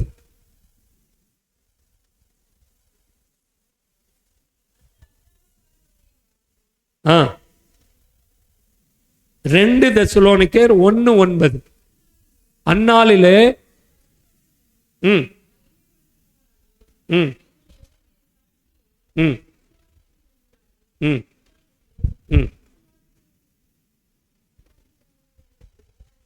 ம் ம் ம் ம் ம் ம் ம் ஓகே. இயேசு இல்லைன்னா நித்திய அழிவாகிய தண்டனையை அடைவார்கள். புரியுதா? நரக தீர்ப்பு. இயேசு இல்லைன்னா அவர்கள் நித்திய வாழ்வை இழந்து போவாங்க. எட்டர்னல் லைஃப் அப்படி சொல்றோம்ல, பரலோகத்தில் நித்தியமாய் அவரோடு இருக்கிற ஒரு காரியம். ஆமென். அதனாலதான் நம்ம பாடுவோம், நித்தியமாய் நேம் நிலைத்திருக்கும், தலைமுறைக்கும் உம் ஃபேம் பேசப்படும் அப்படின்னு சொல்லிட்டு, நித்தியமே சத்தியமே நிரந்தரம் நீர்தானையா அப்படின்னு நம்ம அடிக்கடி நம்ம பாடுறது உண்டு. நம்மளுடைய நித்திய வாழ்க்கை 7வதா, நம்முடைய நித்திய வாழ்க்கை எட்டர்னல் லைஃபை இழந்து போயிடுவோம் இயேசு இல்லைன்னா. அப்ப இந்த இயேசு இல்லாமல் நீங்கள் நித்திய வாழ்வை இழந்து போகாதபடி இந்த இயேசுவோடு உங்க உறவை என்ன பண்ணிக்கணும்? மேம்படுத்திக்கணும். ஏதோ வந்தேன் கடமைக்கு அப்படி இல்லை. உங்க வாழ்க்கைய ஆவிக்குரிய அனுபவத்துல, ஆராதனையில, வேத வசனத்துல, தேவனோடு இருக்கிற உறவுல, சபையோடு இருக்கிற உறவுல புதுப்பிச்சு நீங்க தேவனிடத்துல வளருகிறதற்கு கற்றுக்கொள்ளணும். ஆமென். இந்த நித்திய வாழ்க்கையிலிருந்து உங்களை பிரிக்கிறதற்கு நிறைய போராட்டங்கள் வரும். அந்த போராட்டத்துக்கெல்லாம் நீங்க என்ன பண்ணக்கூடாது? ஈடு கொடுத்துடக்கூடாது. நீங்க அதோட அடிமைப்பட்டு போயிடக்கூடாது. நீங்க தெளிவா சொல்லணும், உங்களுக்கு பிடிக்கலையா நீங்க போங்க. ஆமென். உங்களுக்கு இயேசு வேணாமா? நீங்க போங்க. எனக்கு இயேசு வேணும், எனக்கு சபை வேணும், ஒழுங்கு வேணும், வேதம் வேணும், அவரோடு இருக்கிற உறவு வேணும் அப்படி சொல்லணும். ஆமென். அல்லேலூயா. எப்ப புரியுதா? நான் சில காரியங்களை திரும்ப நான் சொல்லிட்டே இருப்பேன். போன வாரம் கூட நான் சொல்லும் போது சொன்னேன், இந்த வாரம் எங்க அம்மா வர்றாங்க அப்படின்னு. வந்திருக்காங்க. அவங்ககிட்ட கேளுங்க, ஒரு சில ஆண்டுகளாவே அவங்க வேற ஒரு சபைக்கு போனாங்க. புரியுதா? எந்த சபைக்கு போகல, அவங்க ரட்சிக்கப்பட்டு அவங்களை வழி நடத்தின சபைக்கு போகாம ஒரு சில ஆண்டுகளாய் அவர்கள் வேற சபைக்கு போனாங்க. அப்பையிலிருந்தே நான் திரும்ப சொல்லிக்கிட்டே இருந்தேன், இது சரியில்லை, இங்க நீங்க என்ன பண்ணக்கூடாது? போக கூடாது அப்படின்னு சொல்லிக்கிட்டு இருந்தேன். ஏன் அப்படின்னா இது தேவனுடைய ஒழுங்கு இல்லை. அந்த சபையில தான் நல்லதோ கெட்டதோ இருந்து நீங்கள் என்ன பண்ணணும்? நீங்க அதுல இருக்கணும். முடிஞ்சோன்னு ஆமாவா இல்லையான்னு கேளுங்க. இங்கதான் இருக்கிறாங்க. ஆமென். அவங்க சொன்னாங்க, போன வாரத்தோடு அவங்க ஒரு முடிவு எடுத்துட்டாங்க, வருகிற வாரத்திலிருந்து பழையபடி அந்த சபைக்கே நான் திரும்பி போகிறேன்னு. இவ்வளவு நாள் நிறைய கதை சொன்னாங்க. என் மக வீடு என்னை கூட்டிட்டு போறாங்க, வீட்டில் வந்து கூட்டிட்டு போயிட்டு திருப்பி வீட்டில் கொண்டாந்து விட்டுறாங்க. நிறைய காரணம் சொன்னாங்க. எனக்கு அது பிடிக்கல, இது பிடிக்கல, அங்கே போகலை, இங்கே போகலை, அங்கே போக முடியலை, இங்கே போக முடியலன்னு. நான் சொல்லும்போது சொன்னேன், இது ஒழுங்கு இல்லை. பரலோகத்துக்கு போறதுக்கு இது ஒரு தடை. ஆமென். நித்திய வாழ்க்கையை இழந்து போகிறதுக்கு இது ஒரு தடை. உங்களுக்கு ஆண்டவருக்கும் என்ன பிரச்சனை? உங்களுக்கும் அந்த சபைக்கும் என்ன பிரச்சனை? ஆமென். இப்பதான் உங்களுக்கு புரிஞ்சிருக்கு. ஏற்கனவே புரிஞ்சிருச்சு, இருந்தாலும் சில முகஸ்துதிகள்லாம் பண்ண வேண்டியது இருந்துச்சு. ஆனா அது ஒழுங்கு இல்லை. இப்ப அவங்க வந்து எங்க உட்கார போறது இல்லை. எனக்கு ஒரு ஆத்மா வர்றதுக்காக நாங்க பேசல. அங்க இருக்கிற காளையார் கோயில்ல இருக்கிற ஒரு சபைக்கு தான் அவங்க போக போறாங்க. புரியுதா நான் சொல்றது? ஏன் அப்படின்னா அவங்க எந்த சபைக்கு போறாங்க அது முக்கியம் இல்ல. நீங்கள் ரட்சிக்கப்பட்டு உங்களை வழி நடத்தி வருகிற ஒரு சபையை நீங்கள் தெரிந்து கொண்டு அதுல நிலைச்சிருக்கிறதுக்கு பழகணும். அப்பதான் இந்த நித்திய வாழ்க்கைக்குள்ள நம்ம வந்து என்ன பண்ண முடியும், அதை பத்தி யோசிக்கவே முடியும். எனக்கு ஒரு சிலருக்கு ஈஸி ஆலோசனை சொல்லுவாங்க, நீங்க போயிடுங்க வேற சபைக்கு, நீங்க அங்க போயிடுங்க, நீங்க இங்க வந்துருங்க அப்படின்னு. என்கிட்ட எல்லாம் எத்தனையோ பேர் கேட்கிறாங்க, நான் உங்க சபைக்கு வர்றேன்னு. நான் வேணான்னு சொல்றேன். ஆமே. புரியுதா? ஒரு சபைக்கு, ஒரு ஆவிக்குரிய ஒரு சபைக்கு நீங்க போனீங்கன்னா, சின்ன சபையோ பெரிய சபையோ, அந்த சபைக்கு தான் நீங்கள் என்ன பண்ணணும், போகணும். கர்த்தர் உங்களை அங்க கொண்டு போய் தான் பியூட்டி பார்லர்ல விடுறது மாதிரி விட்டுருக்கார். நான் அடிக்கடி சொல்லும்போது சொல்லுவேன், மணவாளன் வந்து இப்ப கல்யாணத்துக்கு மேக்கப் போடுவாங்க.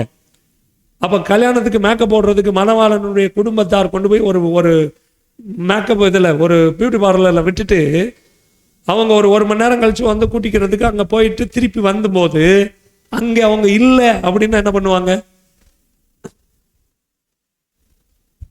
இவங்களுக்கு எனக்கு அந்த பியூட்டி பார்லர் பிடிக்கலன்னு இவங்க பாட்டில் நடைய கட்டியோ அல்லது ஒரு காரையோ ஒரு ஆட்டோவோ எடுத்துட்டு வேற எங்கேயாவது ஒரு இடத்துக்கு போயிட்டாங்கன்னு வைங்க. எங்க வந்து அங்கே தேடுவாங்க, பக்கத்தில் 2-3 பேர்கிட்ட கேட்பாங்க. கேட்டுட்டு என்ன பண்ணுவாங்க, அவங்க பிடிக்கலன்னு போயிட்டாங்கங்க அப்படின்னு சொன்னோன்னே மணவாளன் திரும்பி போயிடுவார். அதே மாதிரிதான் கர்த்தர் உங்களை ஒரு இடத்துல கொண்டு வந்து வச்சிருக்கிறார். சொல்லுங்க, ஆமாவா இல்லையா? அவர் எங்க தான் தேடுவார் உங்களை? அங்கதான் தேடுவார். அங்க இருந்துதான் உங்களை நித்திய ஜீவனுக்கு, உங்களை வாழ்வுக்கு, நித்திய வாழ்க்கைக்கு உங்களை ஆயத்தப்படுத்துகிறார்.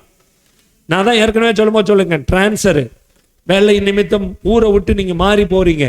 அந்த மாதிரி நேரத்துல தான் சபையை வந்து என்ன பண்ணணும், மாற்றணும். இல்லை அப்படின்னா உங்க வளர்ச்சிக்கு பத்தலை அப்படின்னா அந்த சபை போதகர்கிட்ட நீங்கள் அனுமதியோடு வேற சபைக்கு என்ன பண்ணலாம், கர்த்தர் அனுமதித்தால் போகலாம். சபை பாஸ்டர் அதெல்லாம் அனுமதிக்க மாட்டார், அப்படிலாம் கிடையாது. நான் சொல்லும்போது ஆரம்பத்துல இருந்து சொல்றது, என்கிட்ட வந்து கேட்டீங்கன்னா தாராளமா போயிட்டு வான்னு சொல்லிடுவேன். ஏன் அப்படின்னா இங்கே என்னை கொண்டு நடத்தி உங்களுக்கு கற்றுக் கொடுக்க என்ன வச்சிருக்கிறாரோ அந்த வேலையை நான் செஞ்சு முடிச்சிட்டேன், செஞ்சு முடிச்சிருவேன், செஞ்சுக்கிட்டு இருக்கிறேன். ஆமென், அல்லேலூயா. அதனாலதான் உங்களை நல்வழிப்படுத்தக்கூடிய காரியங்களை தேடி எடுத்துட்டு இருக்கிறோம். சோ இப்ப பாருங்க, ஜீவ புஸ்தகத்துல பெயர் எழுதுறதுங்கிறது சாதாரண காரியம் இல்ல. புரியுதா? லஞ்சம் கொடுத்து வந்துரு அப்படி எல்லாம் சொல்றது மாதிரி எல்லாம் இல்ல. ஒரு 100 ரூபாய் லஞ்சம் கொடுத்தா நம்மளை முன்னாடி கூப்பிட்டு இந்த அப்ளிகேஷனை வாங்கிக்கிடுவாங்க, அப்படிலாம் கிடையாது. அல்லது லஞ்சம் கொடுத்தா நம்மளுக்கு ஒரு வேலையில கொடுத்துட்றாங்க, லஞ்சம் கொடுத்தா ஒரு டிரான்ஸ்ஃபர் கொடுத்துட்றாங்க. நம்முடைய ராஜ்யத்தில் அப்படிலாம் கிடையாது. தேவனுடைய ராஜ்யத்துக்கு லஞ்சம் எல்லாம் கிடையாது. நீங்க பாட்டுல ஒரு 40 நாள் உபவாசம் போட்டு ஆண்டவருக்கு அந்த துதி பலி, அந்த என்ன சொல்றது, அந்த லஞ்சத்தை கொடுக்குறேன். நோ, கர்த்தர் திட்டம் வச்சிருப்பார். உனக்கு இப்படி ஒரு இடத்துல கொண்டு போய் இந்த காரியங்களை, அற்புதத்தை உனக்கு செய்வேன், அங்கே உன்னை நிலைநிறுத்தி ஸ்திரப்படுத்தி அங்கே உன்னை இந்த நித்திய வாழ்க்கைக்கு ஆயத்தப்படுத்துவேன் அப்படின்னு ஒரு திட்டம் வச்சிருப்பார். அதனாலதான் நீங்க இங்க உட்கார்ந்துருக்கீங்க, இன்னும் போகல. ஆமே, புரியுதா? நீங்க போகணும்னா எப்பயோ போயிருப்பீங்க. உங்க தனிப்பட்ட முறையில உங்க மனசுல கையை வச்சு நீங்க சொல்லி பாருங்க, ரொம்ப விரும்பி இந்த சபைக்கு வர்றீங்களா அப்படின்னா நிறைய பேர் வாழ்க்கையில் அப்படி இருக்காது. வந்துட்டேன் ஏதோ அப்படிதான் இருக்கும். ஆனா ஏன் இங்க இன்னும் நிக்கிறீங்க அப்படின்னா, தேவன் உங்களை நிலைநிறுத்தி வச்சிருக்கிறார். அவ்வளவுதான், ரொம்ப சிம்பிள். ஏன் உங்களுக்கு போக வேற சபை இல்லையா? உங்களுக்கு தெரியாதா? இல்லை உங்களுக்கு பழக்கமான இடம் இல்லையா? உங்களுக்கு ஃப்ரெண்ட்ஸ் இல்லையா? எல்லாம் இருக்கிறாங்கல்ல. ஏன் கிராமத்துலேருந்து அவ்வளோ தூரம் இங்கே வரணும்? வர்ற வழியில் வேற சபை இல்லையா? இருக்குல்ல. கர்த்தர் உங்களை இங்கே அப்பாயின்மெண்ட் பண்ணி வச்சிருக்கிறார், இங்கே நிலைநிறுத்தி வச்சிருக்கிறார். நித்திய வாழ்க்கைக்கு, நித்திய ஜீவனுக்கு, பரலோக ராஜ்யத்துக்கு, அதுக்கு பெயர் எழுதுறதற்கு உன்னை ஆயத்தப்படுத்தி கடைசி வரலும் கொண்டு போய் அந்த நித்திய வாழ்க்கை தருகிறதற்கு ஒரு ஆயத்தம் பண்ணுகிறதுக்கு இந்த சபையை கர்த்தர் கொடுத்திருக்கிறார். ஆமென். இதே மாதிரி தான் ஒவ்வொருத்தருக்கும் சபையை கொடுத்திருக்கிறார். அவங்க அங்கங்க தான் இருக்கணும். ஆமென்.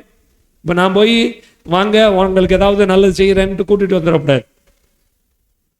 புரியுதா? இல்லைன்னா அவங்க வந்து இங்கே இருந்து கூட்டிக்கிட்டு போகக்கூடாது. போனா அந்த கூப்பிடுற ஆளும் நித்திய ஜீவன் பெயர்ல இருந்து போயிடுவாங்க. கூப்பிட்டாங்கன்னு போற ஆளும் நித்திய ஜீவன் லிஸ்ட்ல இருந்து என்ன பண்ணிடுவாங்க? போயிடுவாங்க. புரியுதா?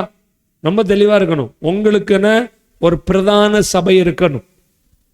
உங்களுக்குன்னு ஒரு உறுப்பினர் படிவம் இருக்கக்கூடிய ஒரு சபை இருக்கணும். அந்த சபை தான் உங்களுடைய காரியங்களை எல்லாம் விசாரிக்கும். ஒருவேளை சபை விசாரிக்கிறது உங்களுக்கு பிடிக்காம நீங்க ஒதுங்கி இருக்கலாம், அது வேற. பட் ஆனா அந்த சபை உங்களை விசாரிக்கும், விசாரிக்க விரும்பினால். ஆமென். நீங்க விரும்பல அப்படின்னா உங்களை விசாரிக்காது. இதுதான் அந்த சபையினுடைய காரியங்கள், நீங்கள் அறிந்து கொள்ளணும். 8வது எத்தனை பார்த்திருக்கோம்? 7 பார்த்திருக்கோமா? 8வது கடை யோவான் 3வது அதிகாரம் 36வது வசனத்தை படிங்களேன்.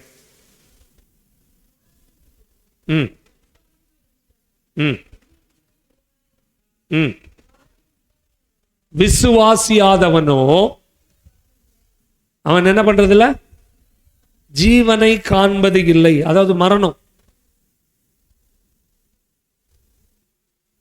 அப்ப தேவன் இயேசு இல்லாத வாழ்க்கை, அதுக்கு அடுத்து என்ன இருக்கு? உங்கள் பாவங்களிலேயே நீங்கள் என்ன பண்ணுவீங்க? மரிப்பீங்க அப்படி சொல்லுது. நீங்க ரொம்ப கவனமா நீங்க என்ன பண்ணணும்? இந்த காரியங்களை நீங்கள் கடைபிடிக்கிறதற்கு நீங்கள் கவனமா இருக்க வேண்டியவர்களா இருக்கிறீங்க. அப்ப எப்ப எல்லாம் இந்த காரியங்கள் உங்களுக்குள்ள வருதோ அப்ப எல்லாம் தேவன் உங்களுடைய காரியங்களை கவனமாய் கவனிக்க பண்ணுகிறவராய் இருக்கிறார். குமாரனிடத்தில் விசுவாசமாய் இருக்கிறவன் நித்திய ஜீவனை உடையவனாய் இருக்கிறான். குமாரனை விசுவாசியாதவனோ அந்த ஜீவனை காண்பதில்லை அப்படி சொல்லு. நித்திய ஜீவன். ஓகே. மரணம், பாவத்தில் மரிச்சு போயிடுவாங்க. ஏசு இல்லைன்னா பாவத்தின் மூலம் அவங்களுக்கு மரணம் வரும். அந்த பாவத்தில் அவங்க நிலைச்சே நிற்பாங்க. இந்த பாவம் தப்புன்னு உணர்வே அடைய மாட்டாங்க.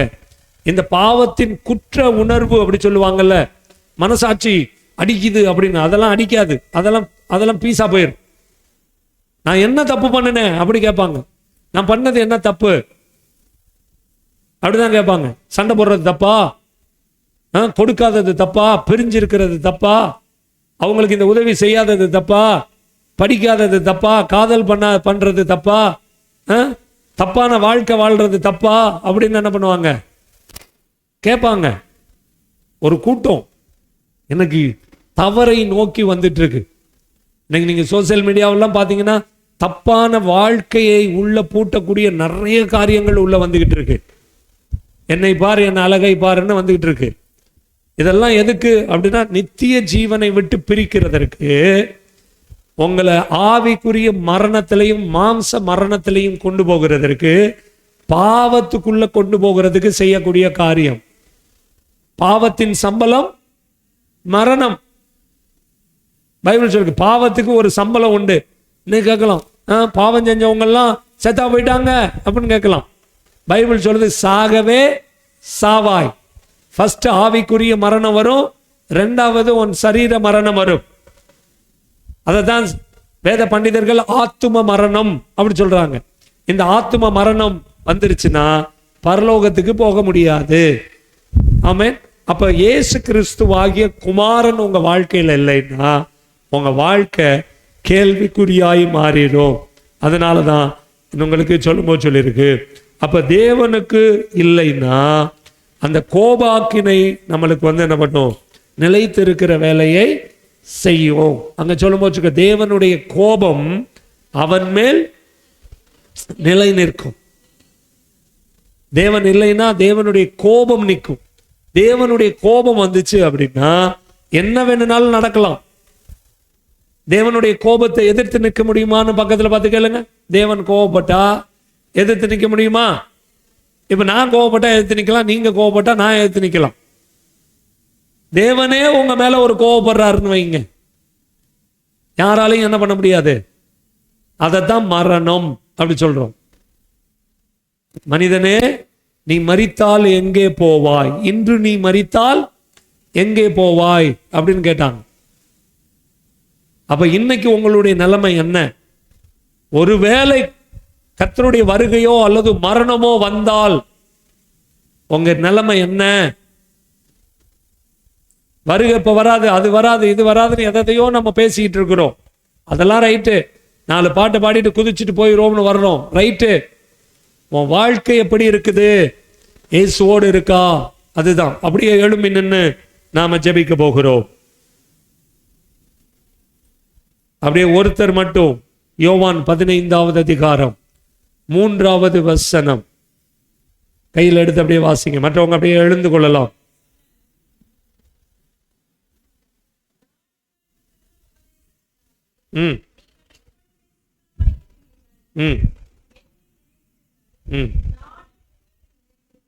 ஓகே. ஆண்டவர் சொல்றாரு, இந்த உபதேசத்தினாலே, நான் உங்களுக்கு சொன்ன உபதேசத்தினாலே நீங்கள் இப்பொழுது சுத்தமாயிருக்கிறீர்கள். எத்தனை? 8 காரியம் பார்த்திருக்குமா?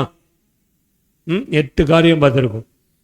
இந்த 8 காரியம் தேவன் எனக்கு இல்லைன்னா, அதாவது இயேசு எனக்கிட்ட இல்லைன்னா என் வாழ்க்கையில என்ன நடக்கும் அப்படி பார்த்திருக்கோம்.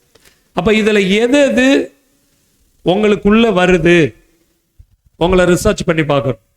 இந்த வாரம் உங்க ஜெப நேரங்களில், வேத படிப்பு நேரங்களில் நீங்கள் இதை கொஞ்சம் யோசித்து பார்க்கணும். தேவன் இயேசு கிறிஸ்து இந்த 8 பகுதியில எந்த பகுதியில நான் இல்லாதவனாய் இருக்கிறேன், இல்லாதவளாய் இருக்கிறேன் அப்படின்னு உங்களை கொஞ்சம் யோசிச்சு பார்க்கணும். கொஞ்சம் யோசிச்சு பார்த்துட்டு அதை சரி பண்ணணும்.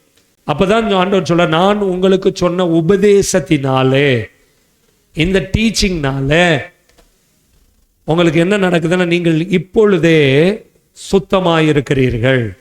அப்ப ஆண்டவர் எனக்குள்ள இல்லைன்னா எனக்கு அந்த நித்திய ஜீவன் இல்லை, அந்த ஜீவ புஸ்தகத்துல எனக்கு பேர் இல்லை, எனக்கு ஆவிக்குரிய மரணம் வந்துடும், எனக்குள்ள கேரக்டர்ல ஒரு அழுக்கு வந்துடும், கேரக்டர்ல நல்ல கேரக்டர் இருக்காது. ஸோ இப்படி பல காரியங்கள்.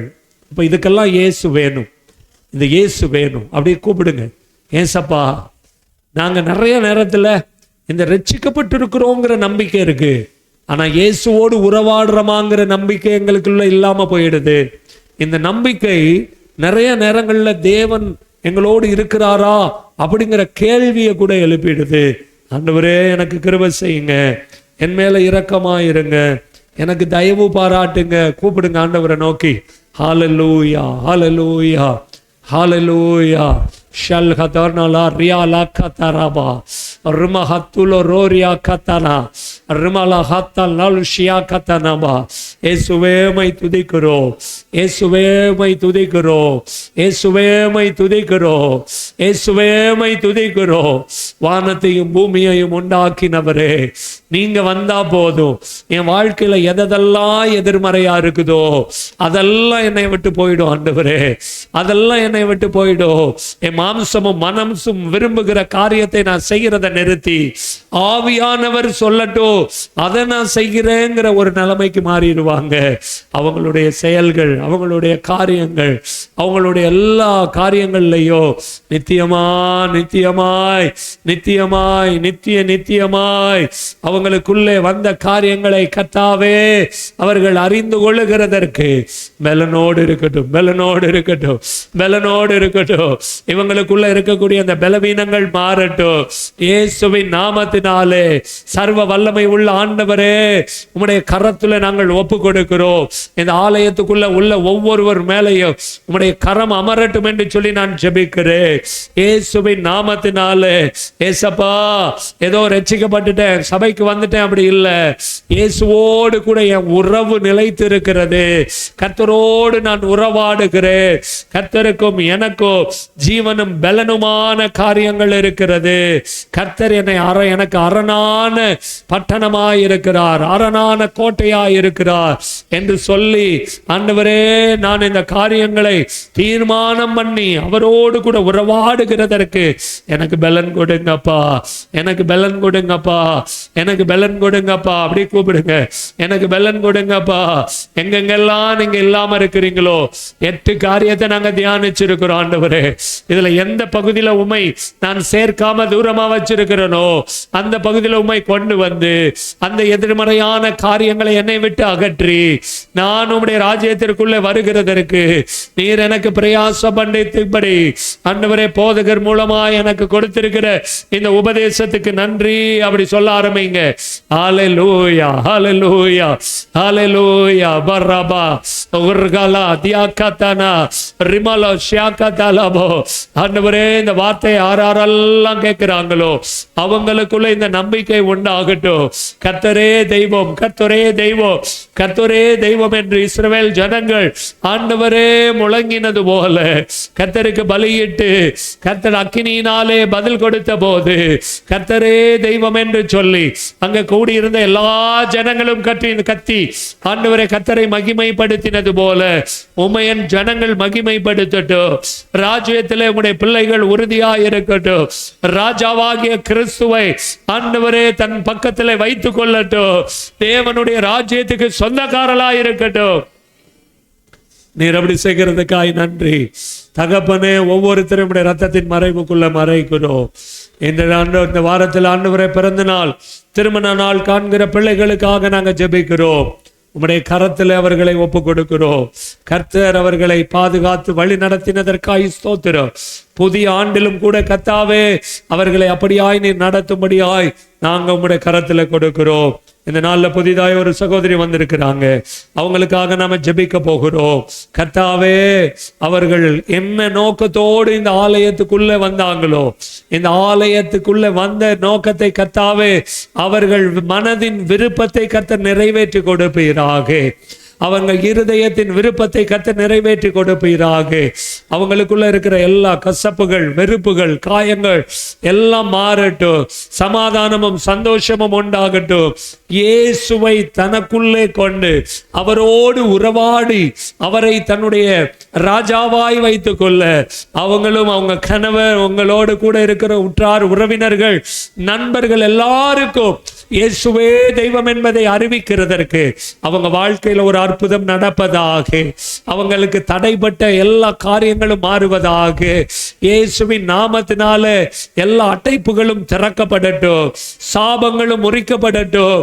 சத்துருவினுடைய பிடிகளிலே அகப்பட்டிருக்கிற எல்லா உறுதிமொழியையும் உடைத்தவர்களை வெளியே கொண்டு வருகிறோம். கர்த்தர் ஒரு அற்புதத்தை செய்வீராக.